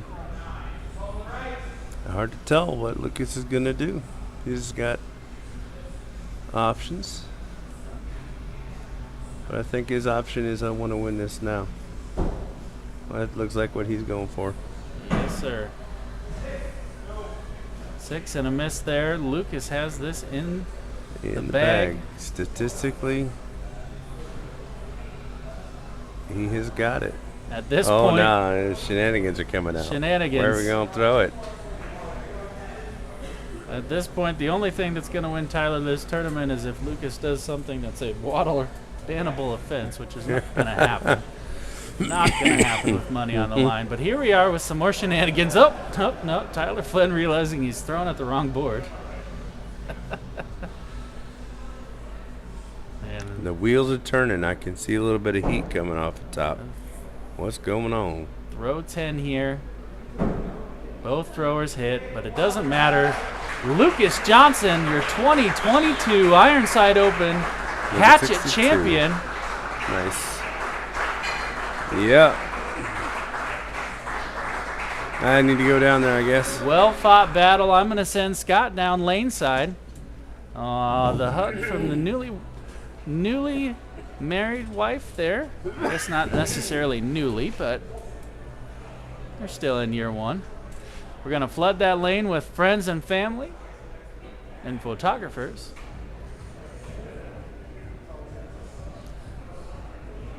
Big congratulations to Lucas Johnson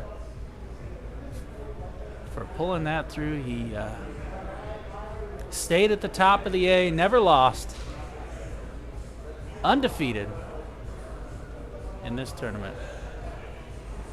Very impressive. Dan on here, congratulations, Lucas. Great throwing, Tyler, absolutely.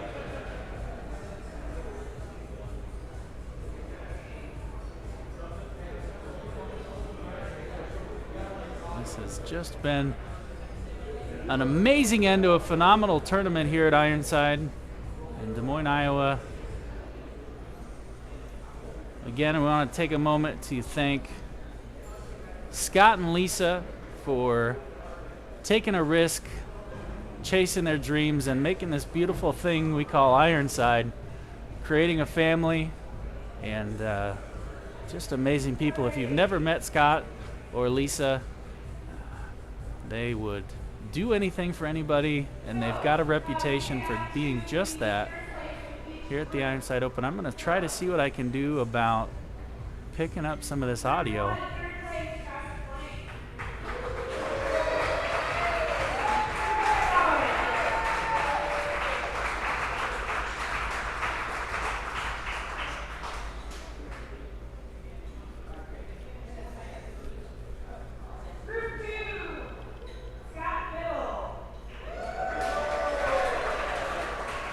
I can't hear this on the other end. You're going to have to let me know if you can hear this.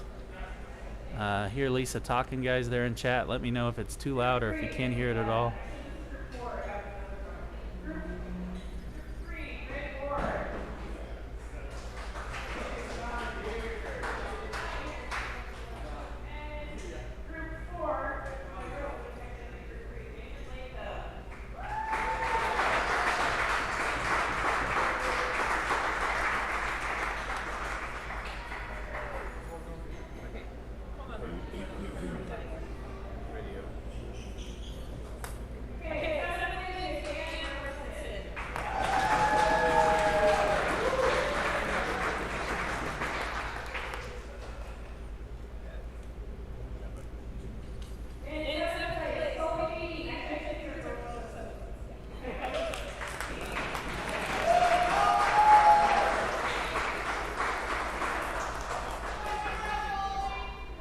Yeah, it's not going to be perfect, Allison, but I just wanted to give you guys an opportunity to hear the announcements here.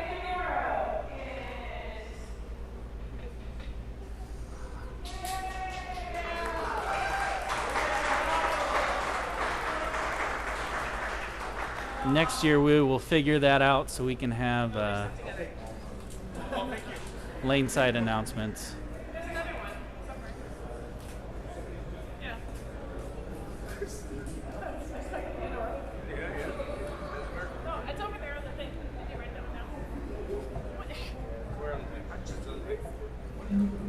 All right, we're going to take a second here.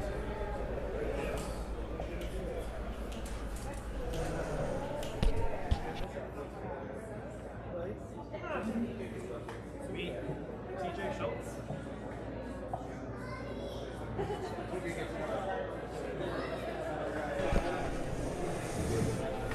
All right, TJ, thanks for coming. Is TJ even here? No, they left. Hey, TJ. It's TJ Schultz.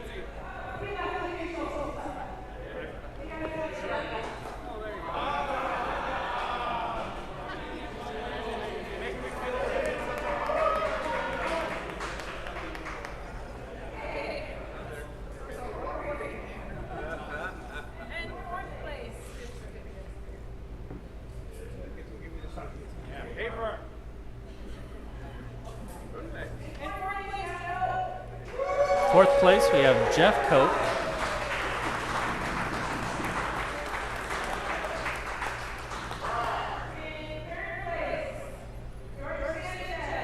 Third place, George Sanchez.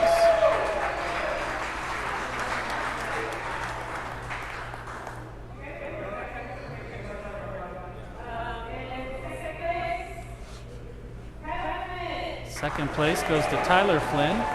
Of course, you just watched that epic battle between Tyler and our 2022 Ironside Open champion, Lucas Johnson.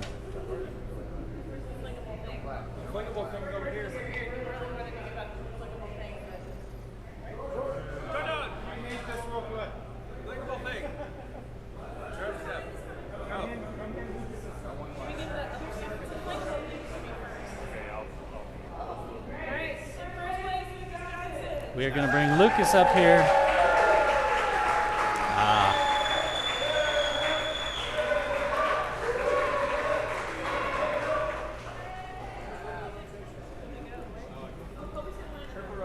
I'll mute that down, see if we can just get one for you. Lucas sending that beautiful trophy axe made by Jordan Hulse of Hangman Axe. Love the color of that handle.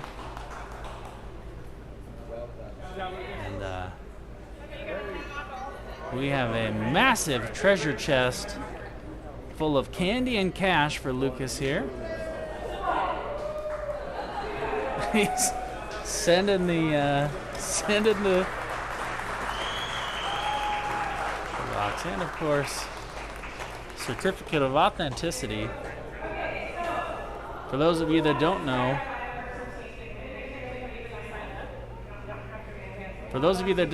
the Ironside way around here is to congratulate our winners with axes, and now it seems like treasure chests with candy and money, but also a free entry into next year's Ironside Open, the 2023. So, of course, there's a child in the lane trying to take some of the candy. Yeah. Oh, sorry, that's Colby Dean, not a child. But that's going to do it here at Ironside here in Des Moines, Iowa. Thank you very much for watching the 2022 Ironside Open. You guys have been a treat. I'd appreciate if you guys would like and subscribe to the WATL channel. That way when we go live down the road for future events just like this, you will get notified. You will know we're having fun here at Ironside. Again, congratulations to our 2022 Hatchet champion, Lucas Johnson. And We'll see you all next time. Have a great night.